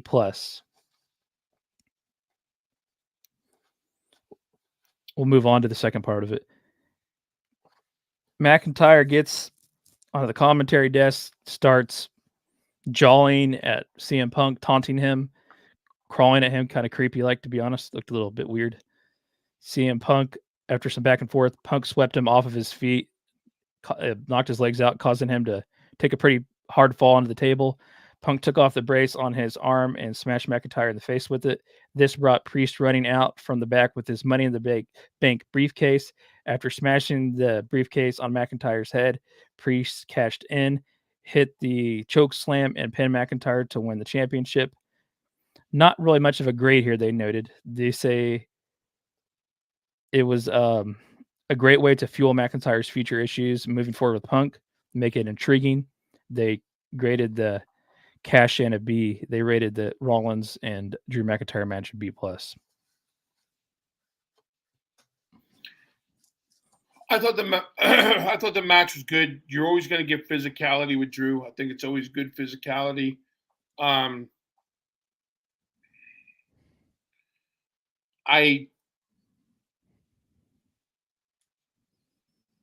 like the way they did it with Punk. When the music hit, with Priest coming, I think that whole moment was overshadowed. We have a new, he cashed in the Money in the Bank. We have a split second of him celebrating, but he looked actually sincerely like emotional. They kind of gave it time to set in too. Yeah. But the whole thing was made to be about Punk and Drew. And hopefully we see that pay off. I thought it was good. I thought it was really well done all across the board. I enjoyed it. I liked the I agree. I think it was a little weird how he was doing the Spider-Man crawl to Punk and all that stuff. But that's the creative freedom you have, right? That's what you're feeling. Do it. And it had everybody's attention, and you were trying to figure out where it was going to go, to the point where you weren't even thinking. I don't think anybody was even thinking about Priest. You weren't either afterwards. He got out of there pretty quickly. Yeah, and that's the focus thing. Back on Punk and McIntyre. So while it's great, I wonder when we get that payoff, and did it diminish? Now we're starting all over again with that title. You know what I mean? Because it was kind of diminished. But I thought it was really good by everybody. One thing's for sure, we've got some great long-term booking here with McIntyre and Punk. Yep. Rollins, very emotional. We talked about Drew McIntyre's emotions. Rollins passing the title off was very emotional too. We talked about it. And I'll be the first one to say, like, I think the championship didn't mean anything. They were just trying to do. Seth really is a workhorse. Yeah. And he really made that title into something that I don't think people believed in and all that stuff. So he should be emotional. And, like, come on, man. The guy just wrestled 2 nights in a row at WrestleMania. He's been banged up, and it's always hard to pass your baby off to the next guy, knowing you're going to take some time off and all that stuff. But well deserved. I have the utmost respect. I call Seth the captain. I've called him captain for years because he was the captain of the ship down at NXT and all that stuff. And but I thought it was really good. I thought it was good for Drew. I thought it was, it kept Punk relevant. I'm not sure how much it did for Priest at that moment, but I'm glad I think if there's a guy who deserves it, Priest is a guy who deserves it. And so I thought it was good. I did. Would he give it a B+? He gave the B+ on the match, then a B on the cash-in match. I'd give the whole thing a B+, A-. And what will Mr. Meltzer? If he splits it up, he'll give the match 3.25 stars, and he'll give the Punk segment 4.25 stars.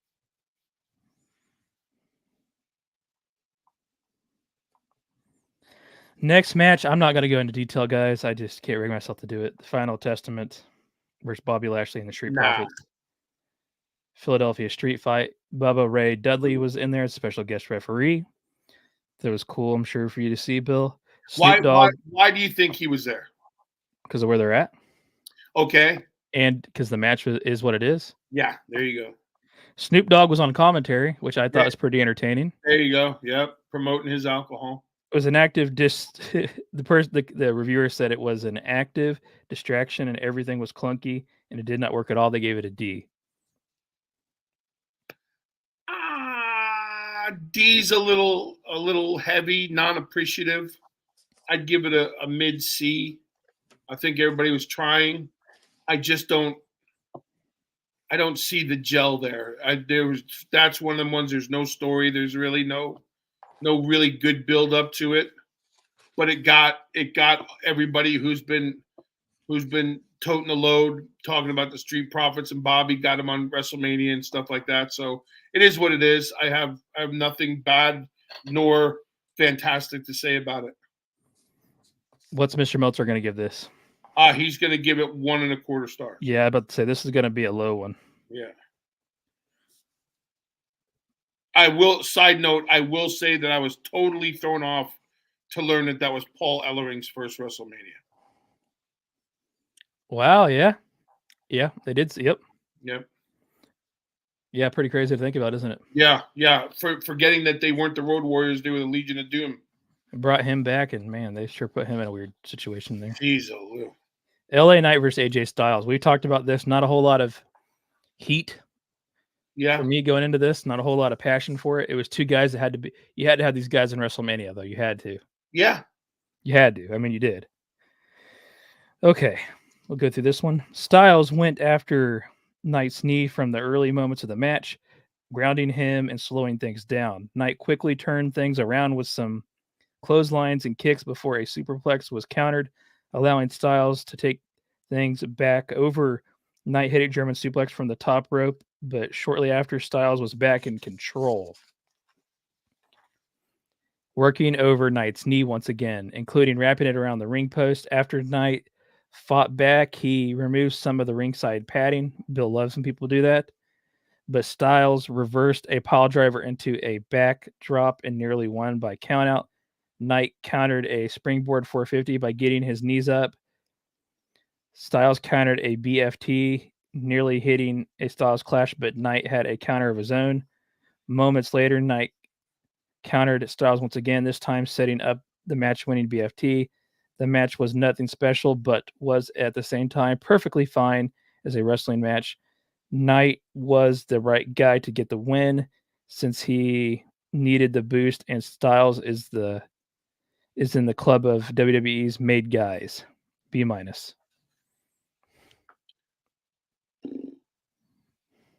I'd give it a C.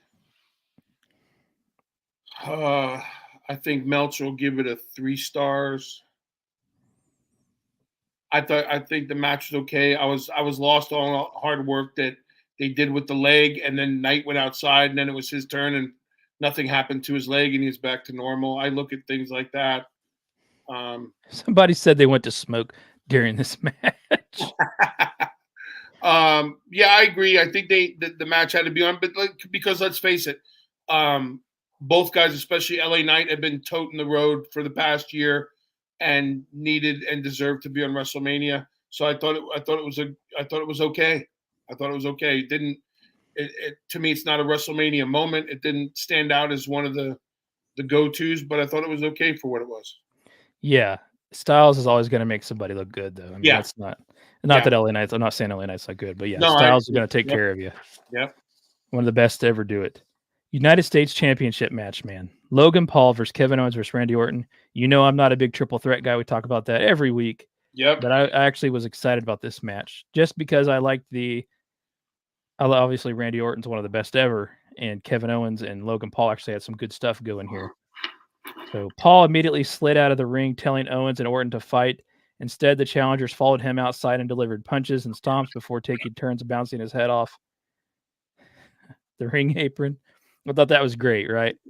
Logan Paul's the ultimate heel. Is like douchebag character, you know? Logan Paul is champion douche nozzle of the world. I like how he did that, and they didn't go for it, and they just went after him. Yep. Orton and Owens could obviously Orton though couldn't resist after a while, right? And Owens caught him in that moment where he's trying to get him. And he was like, thought that was pretty funny there. Orton and Owens continued the double teaming until finally realizing it would have to break into a fight when both tried to pin Paul. Orton tried to sneak in an RKO on Owens, but was fought off, and they agreed to do it now and started to brawl. Paul took advantage with a double clothesline, and the match fully picked up into a standard triple threat flow.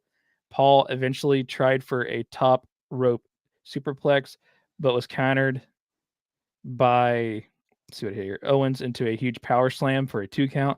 Owens tried to follow up with a stunner on Orton, but Orton countered it with an RKO. That looked awesome, by the way. Paul re-entered the ring with the brass knuckles, but Orton avoided the first attempt to use the weapon before landing his second shot. Despite using the brass knuckles, Paul could only keep Orton down for a 2 count, and they really emphasized this too, how they had won him every match before they had used them. Yep. Paul then tagged Owens with the brass knucks before trying to hit Orton again, only to be hit with an RKO. Orton took the knucks but chose to give them to the referee instead of using them and set up for a punt. But streamer I Show Speed. Bill, what do you know about I Show Speed? My son told me who he was. Otherwise, I could care less about him. Last year, you said that KSI was in a crayon costume. Yeah, so I thought it was the same guy in the crayon this year. Well, Bill, it wasn't a crayon costume. It was a Prime mascot. Last year, you mistaken it as a blue crayon. It was a crayon. And I don't think you were kidding either when you... I was dead serious. Okay. It doesn't... I don't know if it has it on here. Let me see here. Okay. It says that Orton hit I Show Speed with an RKO onto the commentary desk after kicking the shit out of him. That kick he landed onto him was very stiff. If that kid wasn't wearing that crayon outfit, he would have broke every rib in that kid's body. Do you know the kick I'm talking about? Yes. He literally just full out kicked the guy. Yeah, it was great. Yeah, RKO on the commentary desk. The chaos led to Paul hitting Owens with a huge frog splash for a 3 count. Overbooked in the right way, the match did what it needed to do. Though Paul involving streamers, the bulk of the audience outside of the youngest demographics are unlikely to know who these people even are and don't understand the level of impact they're going for. Again, Logan Paul with the win. Grade was a B. Oh, I don't know about a B. I think I'd give that an A. I think I'd give that. I think Dave's going to give it 3.25 stars. I thought that match was great. Again, I'm going to use the term old school storytelling between Owens and Orton in the beginning, and then realizing that sooner or later, we got to go at it. And I really enjoyed how it was done. I was kind of interested to see how they were going to go about it. To your point, you're not a big 3-way dance guy. So it's very interesting to see how they go about it. I thought it was really well. And I'm going to say this again, and we've said it before. Logan Paul's becoming a student of the game. And if he can keep running with guys like Orton and Owens, he's going to be okay. If I had to be in a triple threat match, I'd want it to be with Owens and Orton. Oh, heck yeah. And I said this to my wife and the kids who were watching.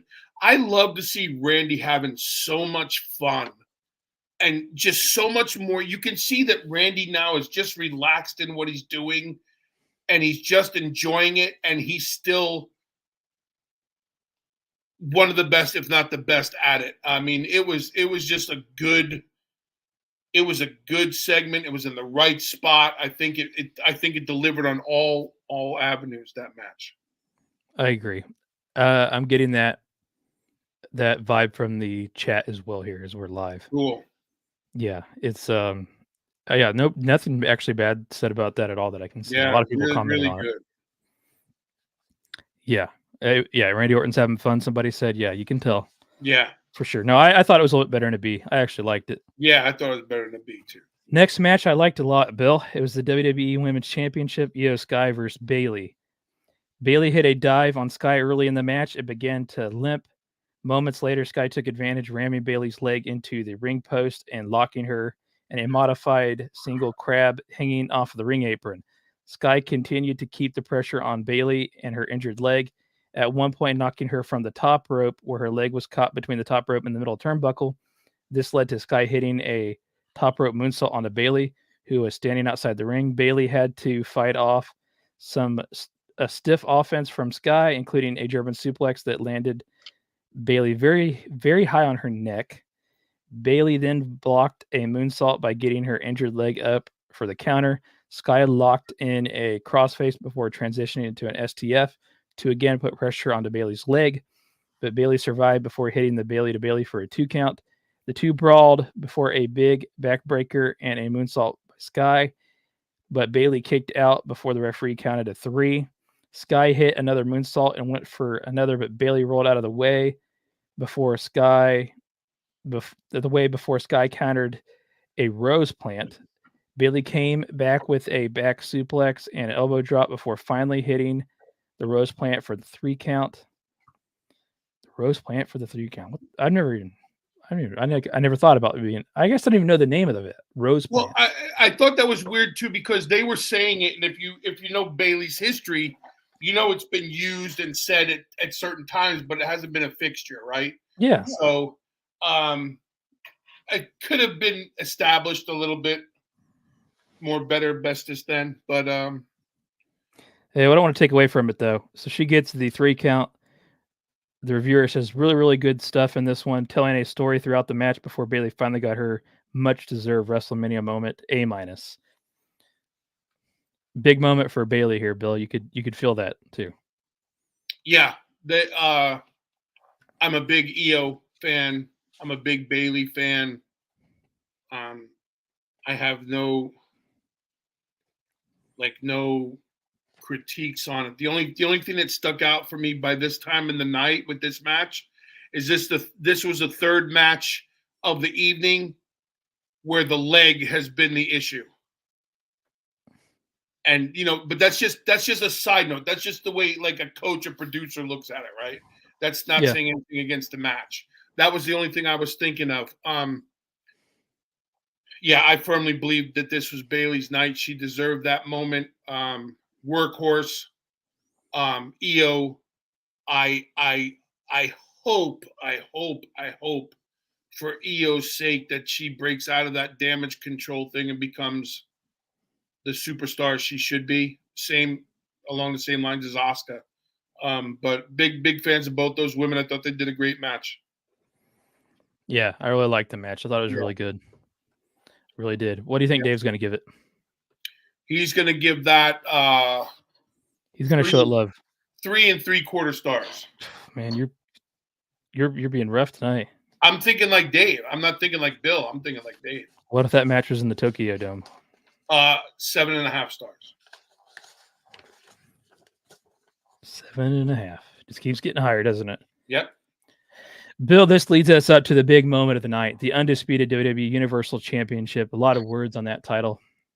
Roman Reigns versus Cody Rhodes. Bloodline rules match. Bloodline rules. Your thoughts going into this point in the night? I was still pretty jacked up, man. It looked like everybody there was too.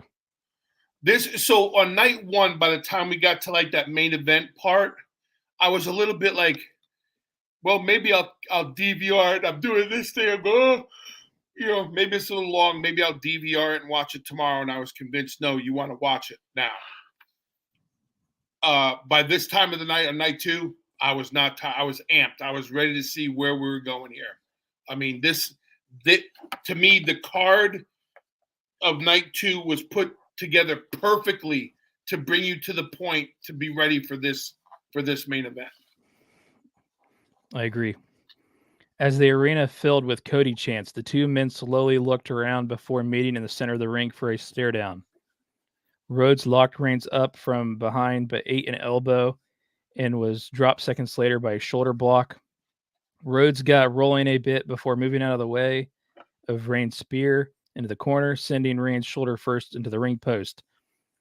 Rhodes slid a table into the ring, but Reigns hit a drive-by and slid the table back under the ring. Did you like that?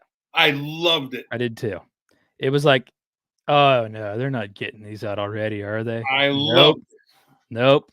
Good, great moment there. Yep. I thought that was great heat. I thought it was great. You almost were worried that could happen, right? Well, when you watched it go for the table, and I'm like, oh no. But then when he put it under, I was like, yes, here we go. Like, this is going to be what you wanted it to be. Reigns continued to slide away when Rhodes had an advantage, eventually leading to Reigns grabbing a kendo stick and delivering several shots. Reigns continued to exploit the lack of disqualification, digging into Rhodes' eyes to break a figure four. The fight spilled out into the crowd with the pair brawling before Rhodes hit a suplex on equipment platform. After getting back in the ring, Reigns countered a disaster kick into a power bomb. That was a cool spot. Yep. From there, the match slowed a bit, with Reigns largely taking over in the ring until both men were dropped each other by clotheslines. Rhodes made a big comeback, and a power slam was like a the nod to Gold Dust, right? Yep. Dust and Power Slam. Yep. Beautiful Power Slam, by the way. And a disaster kick for a 2 count. Rhodes came back by hitting. Okay, it says Rhodes, but it's actually supposed to say Reigns here, I think. Came back by hitting Rhodes with his own crossroads. I think this is when he was mimicking him. Near fall. And was this night 1 or night 2 and he did that? Reigns actually did his move and he said, that move sucks or something like that. It was night 2, yeah. Yeah. That move sucks, he said. Reigns hit a low blow and a powerbomb to the desk, commentary desk. I always call it a table. I guess it's the desk. Throwing Rhodes back into the ring and connecting with a Superman punch for another near fall. A Cody Cutter moments later got Rhodes his own 2 count. Rhodes also hit a spear for another 2 count. And let's just stop there for we finish this description up. We had gone, I don't know, they had what, 20 or 25 minutes of wrestling match here? Yeah. Yeah, they I think people forget how good Roman Reigns is. Yeah. We're reminded on a nightly basis how good Cody is, and I think everybody's so busy bagging that they don't see Roman enough that when you do see him, you go, crap, that's why, because he is that good. The bloodline rules thing, they obviously utilized it, but the interference and all that did not come into play up until now. Right. It was a solid match up until this point with great exchanges, kept you on the edge of your seat, I guess is what I'm saying. Or on your edge of your feet. You know, you're probably standing up there, I imagine, at this point in time. The night was much better. But yeah, the crowd was super into this up to this point. These guys had great exchanges, man. Well, because you were almost, I think they took us away from the bloodline rules mentality because they were going at it so strong. You know, in the beginning, you're like, oh, it's coming, like you said, with the table spot. And okay, who's coming? Now you weren't worried about who's coming. You're watching these two men go at it. And I think they had everybody right where they wanted them. Yeah. Yep. No, I agree. We get back to the action here. This is when we start to get what we knew would happen, but we didn't know how it would be done. So we'll get into that. We knew there's going to be interference and lots of it. After the spear, Rhodes. Okay, what do I got here? Yep. After the spear, Rhodes hit a crossroads before going for a second, only to be super kicked by Jimmy Uso. Slid right in there, didn't he? Reigns hit a Superman punch, but Jay also ran down, battling with his twin brother on the ramp before spearing him off of the entrance ramp through was it 2 tables there? It was something like a. How high do you think that was from off the ground? Oh, geez, 12 feet. Looks scary. Yeah. Yeah, I thought, man, what a spot there. Okay, it says Rhodes drove Reigns out of the ring to break a guillotine choke and speared Reigns through the barricade on the side. Did you like that spot? Yep. What did you think about that? Were you expecting that? I wasn't. No, I wasn't expecting it. That's why I love the physicality and then the things they kept pulling off. Like you were like, whoa, oh. Yeah. Rhodes hit Crossroads twice, but was hit by a Samoan spike from Solo. Yep. As he went for a third. Solo dragged Reigns on top of Rhodes, but Rhodes again managed to kick out. Reigns and Solo hit a combination of spear and spike, but Rhodes managed to kick out yet again. So at one point he was yelling, "Finish him," or something like that, and he was like, "I know." You read my mind. That's what I was about to say. That's the only time I can think of where you saw Solo so emphatic about something, yelling at the tribal chief, finished it, like he pulled him over the whole thing, and you got Roman yelling back, I know. Like, so now you're not thinking of, oh, this is the way it's supposed to go. You're watching this thing going, holy crap, what am I watching here? But that was the cool part about seeing Solo break that character so much. Yep. So Rhodes kicked out again, like I said. It just seemed like these guys have taken over the match at this point in time, right? As soon as you're thinking that, John Cena's music hits, and he ran down, and he had a long run there. I love John Cena, but man, he's not a runner. He's not a beautiful runner, I guess. He doesn't. He runs like Phoebe on Friends through Central. But I guess we saw Bill in the Royal Rumble in 2003. He wasn't the best runner either, but right. But Phoebe and Friends. Wow, that's funny. Okay, so he ran into the ring, knocking Solo from the ring and hitting Reigns with an attitude adjustment. Cena then put Solo through the Spanish commentary announce table, which brought out The Rock. Yep. Cena got back in the ring. They confronted each other, obviously a little bit of a stare down. Rock ducked a Cena punch and delivered a rock bottom almost immediately. Yeah. As soon as the physicality went between the two. As The Rock took off his weight belt, it waited to hit Rhodes. The Shield music hit, and everybody's looking around, and we're thinking, wow, could this be Jon Moxley in this?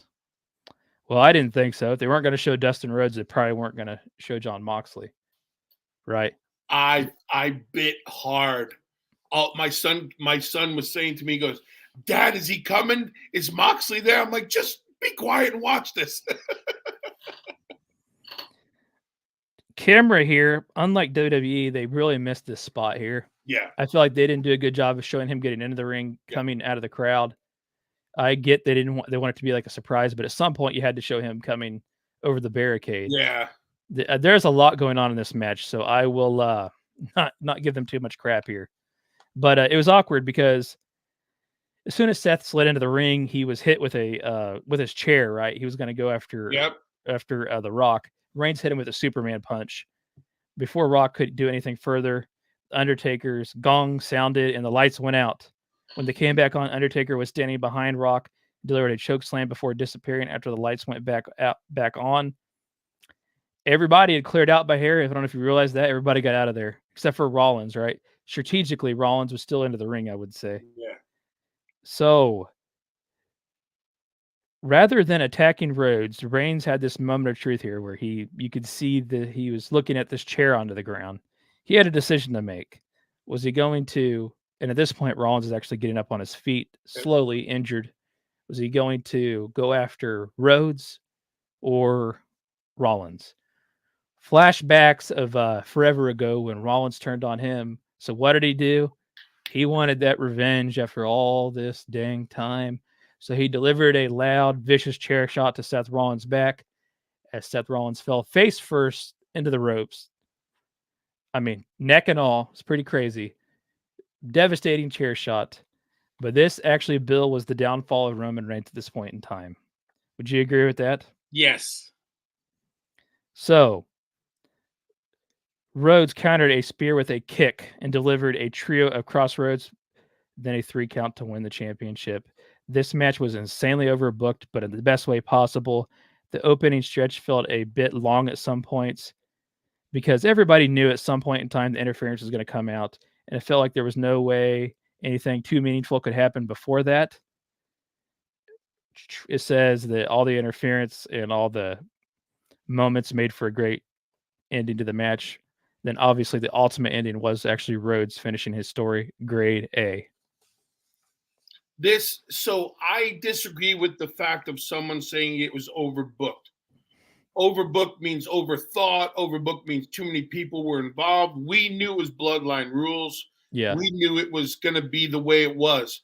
If you personally, if you and I are having this conversation right now like we are, and if you can tell me you saw all those things and those players involved, I'd be shocked.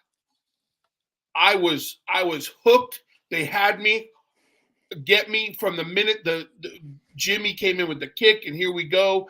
This is what we expected. Then Solo getting emphatic about cover it and finish it, and then all the stories being tied up to the chair to Seth, because that's the breakup of the Shield. So Seth created Roman Reigns in my eyes, and all these things happened. To the Rock and Cena stare down that we got in WrestleManias, to the gong that nobody expected. It's not overbooked because no one expected it.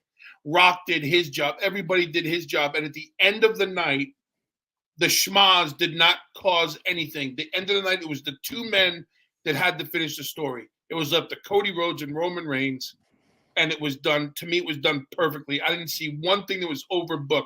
Now, I think if you would have brought in Stone Cold and Brock Lesnar and things like that, then you would have overbooked it, and it still would have been fantastic because everybody did their part to tell the story and tied all the loose ends together. This match that you couldn't have ended WrestleMania any better if Bruno himself came back to life and did a run-in. Wow, a lot of Rikishi and Stone Cold comments.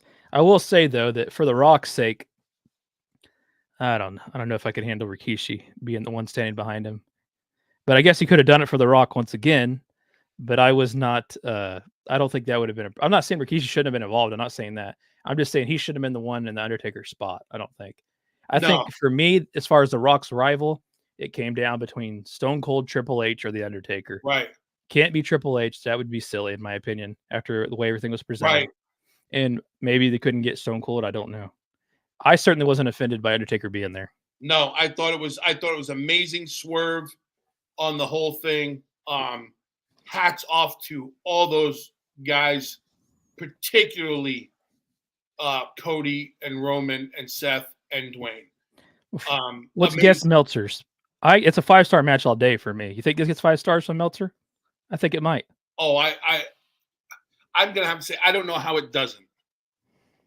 So it's an A++ match, and I'm gonna lean hard on saying that Uncle Dave gives it 5 stars.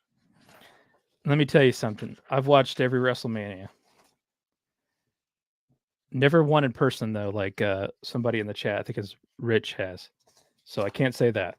They're amazing in person. But for me, man, this was amazing.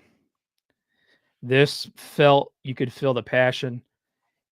When that match ended, that celebration, it gave you the best feeling at the end of a WrestleMania ever. This is the greatest WrestleMania finish ever. It makes you, to me,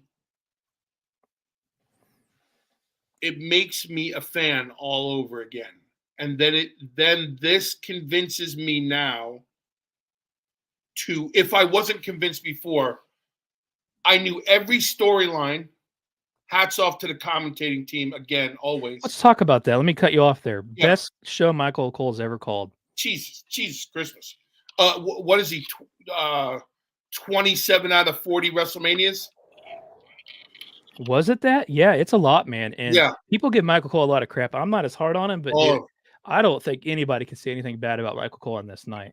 Cole walks on water for me. Yep. I knew every story.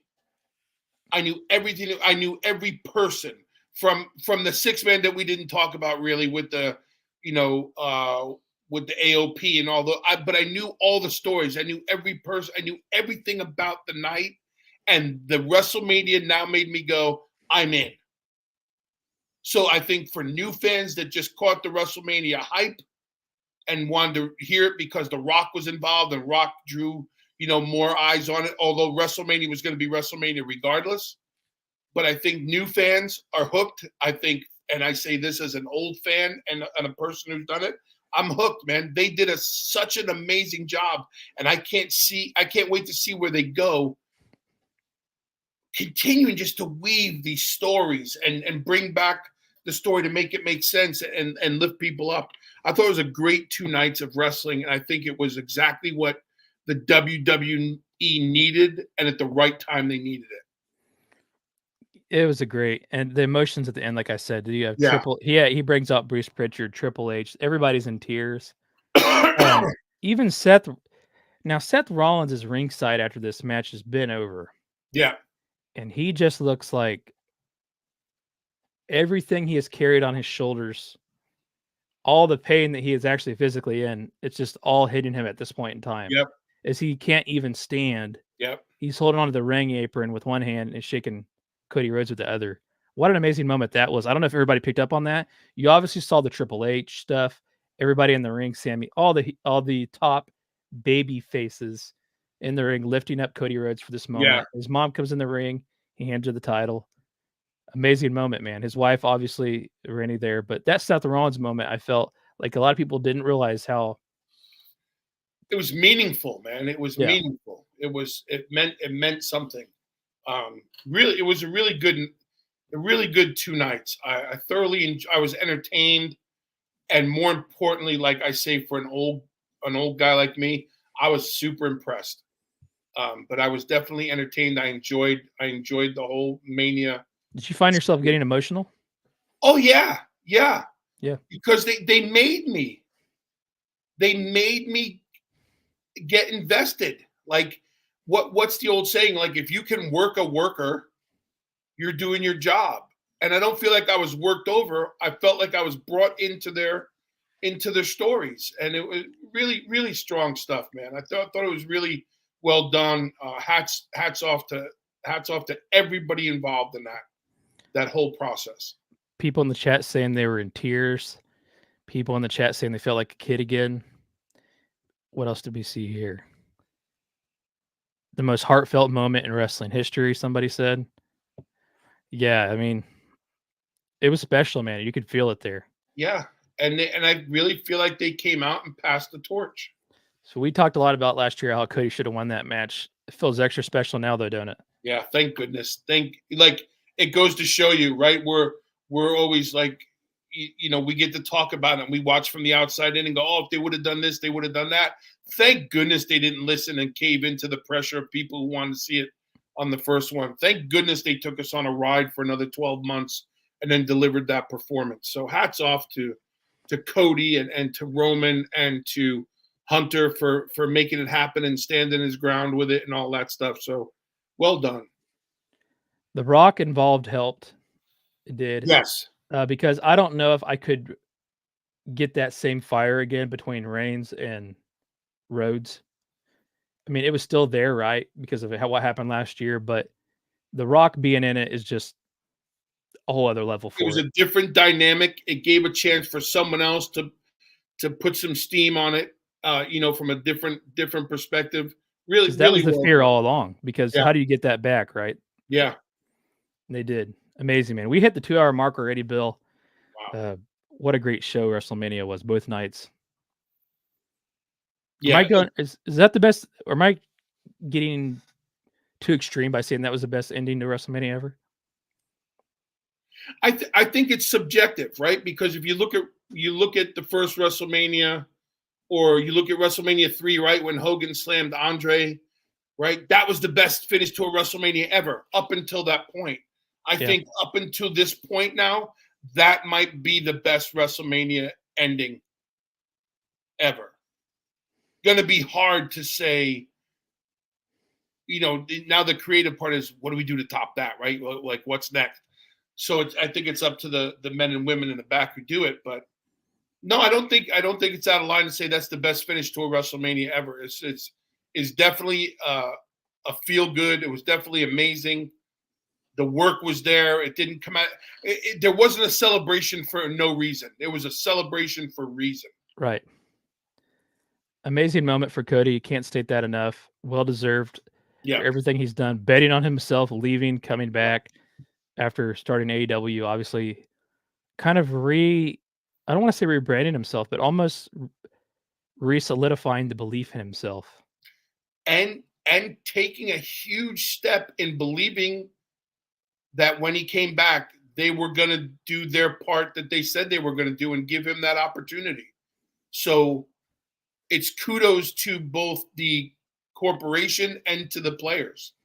But Cody, I think that's what it was. Cody proved himself to everybody, including himself. But he's always bet on himself. And it paid off, man. It's just cool to watch.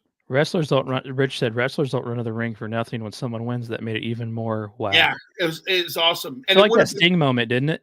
It would have been really weird if the whole locker room cleared out, but it didn't. It was just those selective bunch. Really, really cool, man. We talked about that Sting moment on this day in pro wrestling history, I think. Yeah. It was really cool. It was obviously bigger than that, in my opinion. But I want to end this, though, with you talking about how to run this has been for Roman Reigns, or was for Roman Reigns at champion. I don't want to leave that out of this summary here. And again, I'll start with hats off to Cody, because we'll do the follow-up Monday night. And Cody said it doesn't, and I'm paraphrasing, I don't know the exact words, but Cody making sure to acknowledge the tribal chief. Yeah. Because if there's no Roman Reigns, there's no Cody Rhodes. That's just the truth of it. If there was no Shield, there was no Seth Rollins beating on Roman Reigns to make him become who he was. Everybody wants to talk about, well, Roman had the least defended championship. Who the hell cares? Roman Reigns has delivered night in and night out. When Roman Reigns is present, you know it. And that's the beauty of this man. Like, he has a presence. And it's very similar to Brock disappears, right? And everybody knows they're not going to see Brock for 6 months. Brock comes back. It's a big thing. Roman doesn't miss a beat. Roman was involved even when he wasn't involved. It takes a special person to do what he has done. And it's going to take a special person to come back and indeed reinvent himself again. Yeah. But it's so understated how Roman Reigns has been so awesome as the head of the table, as the face of the company. I mean, I don't know, man. I watched this kid, and I say kid because I'm older than he is. But I remember when I first got to FCW and I saw this kid, and you went, what is he doing here? He looks like a movie star. And he's nowhere near what he is now. But back then you saw it in him, and you saw his work ethic. So when you hear him talk, you see his interviews, and he talks about what it means in his family lineage and what it means to his family. That's who he is. That's who Joe is. So Roman Reigns bypassed a dozen other people to move on to the top of the best of all time. And I'm not talking about streaks and all these. I'm talking about the best of all time. There's not enough things that can be said. Triple H said he was in his Mount Rushmore. Yeah, I think he has to be Mount Rushmore. And I think the Mount Rushmore, and I've said this, I think in the past, the Mount Rushmore has to be generational Mount Rushmores. You know what I mean? Mm-hmm. Because there's just certain staples that have to be there. But you never thought you'd see another. I'm gonna put him up there. You never thought you'd see another Stone Cold, another Taker, another Shawn Michaels. And then here comes Roman Reigns. Yeah. I mean, dare I say Roman Reigns is the equivalent, if not more than what The Rock was in WWE. That's a big statement. And for me though, that moment, I don't know if you actually saw the footage of it, wasn't captured on WWE cameras. When Roman Reigns got to the very top of the ramp, right before you go back, Paul Heyman met him, and that long exchange, that emotional hug. Yeah. You could tell how much these last several years have meant to Roman Reigns. Yeah. The guy has, what nobody wants to do in wrestling is talk about what's real. What's real is he's battled death. Yeah. And never used it as a crutch, and never tried to get sympathy, and never made sure it was never part of the storyline. He did what he came to do so many years ago. And you saw it come out in him this whole WrestleMania week, from introducing Paul Heyman into the Hall of Fame. You just saw that side of Roman Reigns. You go, man, I don't care about the character. I love that guy. That guy, he's done it all. And he's done it the right way. And he's learned. And this is what you want. You want people to learn to become, so they become that guy, that top woman, that top man, and to carry the company. And he has legitimately carried this company on his back for a long time. And that match was just as much for Roman as it was for Cody. So, like, I could sing his praises all day long. Can you hear my office chair squeaking here? I did hear the one squeaking. Man, another fun episode here, and I'm glad we got to share this together. And dang, I'm going to go with Michael Cole, right? Damn, I love pro wrestling. Damn. It's they made me love it again. They made me love it again. Yeah. Bill, I love this episode, man. It was another WrestleMania we got to review together, and it was awesome. It was great. Thank you. We've been at it over 2 hours. Go ahead and close up shop. Get you to bed, and I got to edit other shows. So I still got a lot to do on my end. But man, appreciate you taking the time to do this. Everybody that stayed along live, which is a lot of you, have hung out the whole time. which is awesome. Like I said, this has been over 2 hours, so the fact that you stayed here with us is incredible. Yeah, keep sending those questions in, following us. I appreciate the stuff during the week when we see people, giving their opinions and stuff. Again, thank you guys. Thank you everybody out there. Jeff, thank you, brother, for being the workhorse that makes this thing run. And again, this is our second WrestleMania together, and this was a good one. And I think, listen, it makes our job and what we're doing a lot easier as long as they keep giving us stuff like this to talk about. So much appreciated to everybody out there who stays with us, and don't forget to check us out on everything you can. Yep. Every Thursday at 9 p.m. Eastern-ish. It's usually 9:15 maybe. Yeah. We sit down about 9 and we get the ball rolling on it. But this is there's no pre-planning on it for Bill's part. He doesn't know what's going to be said or discussed, so you get that raw. I mean, obviously you knew we were going to talk about WrestleMania, but there's no game plan between Bill and I throughout the week. It's just me, what I bring to him, and what he reacts. So that's always a fun part of my week. We encourage you to check everything out. BillDeMott.com houses everything. I'm Jeff Townsend at Podcast Father on everything. He's obviously at Bill DeMott. And yeah, just tune in with us every week. And if you, for some reason, miss an episode, about a week later, it's up online. We really encourage you to join the live stream, though, for sure. Bill, man, I'm going to let you do your closing words before I do. We'll hit the music and we'll get out of here. All right, everybody, be safe. Hold on tight. We got another full year before next year's WrestleMania.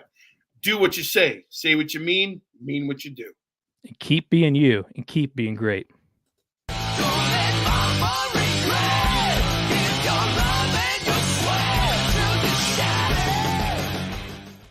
Jeff Townsend Media. CG, good night. And the question is, do I stay here? Will you be back? Are you gonna come back? Will you be back? Are you coming back?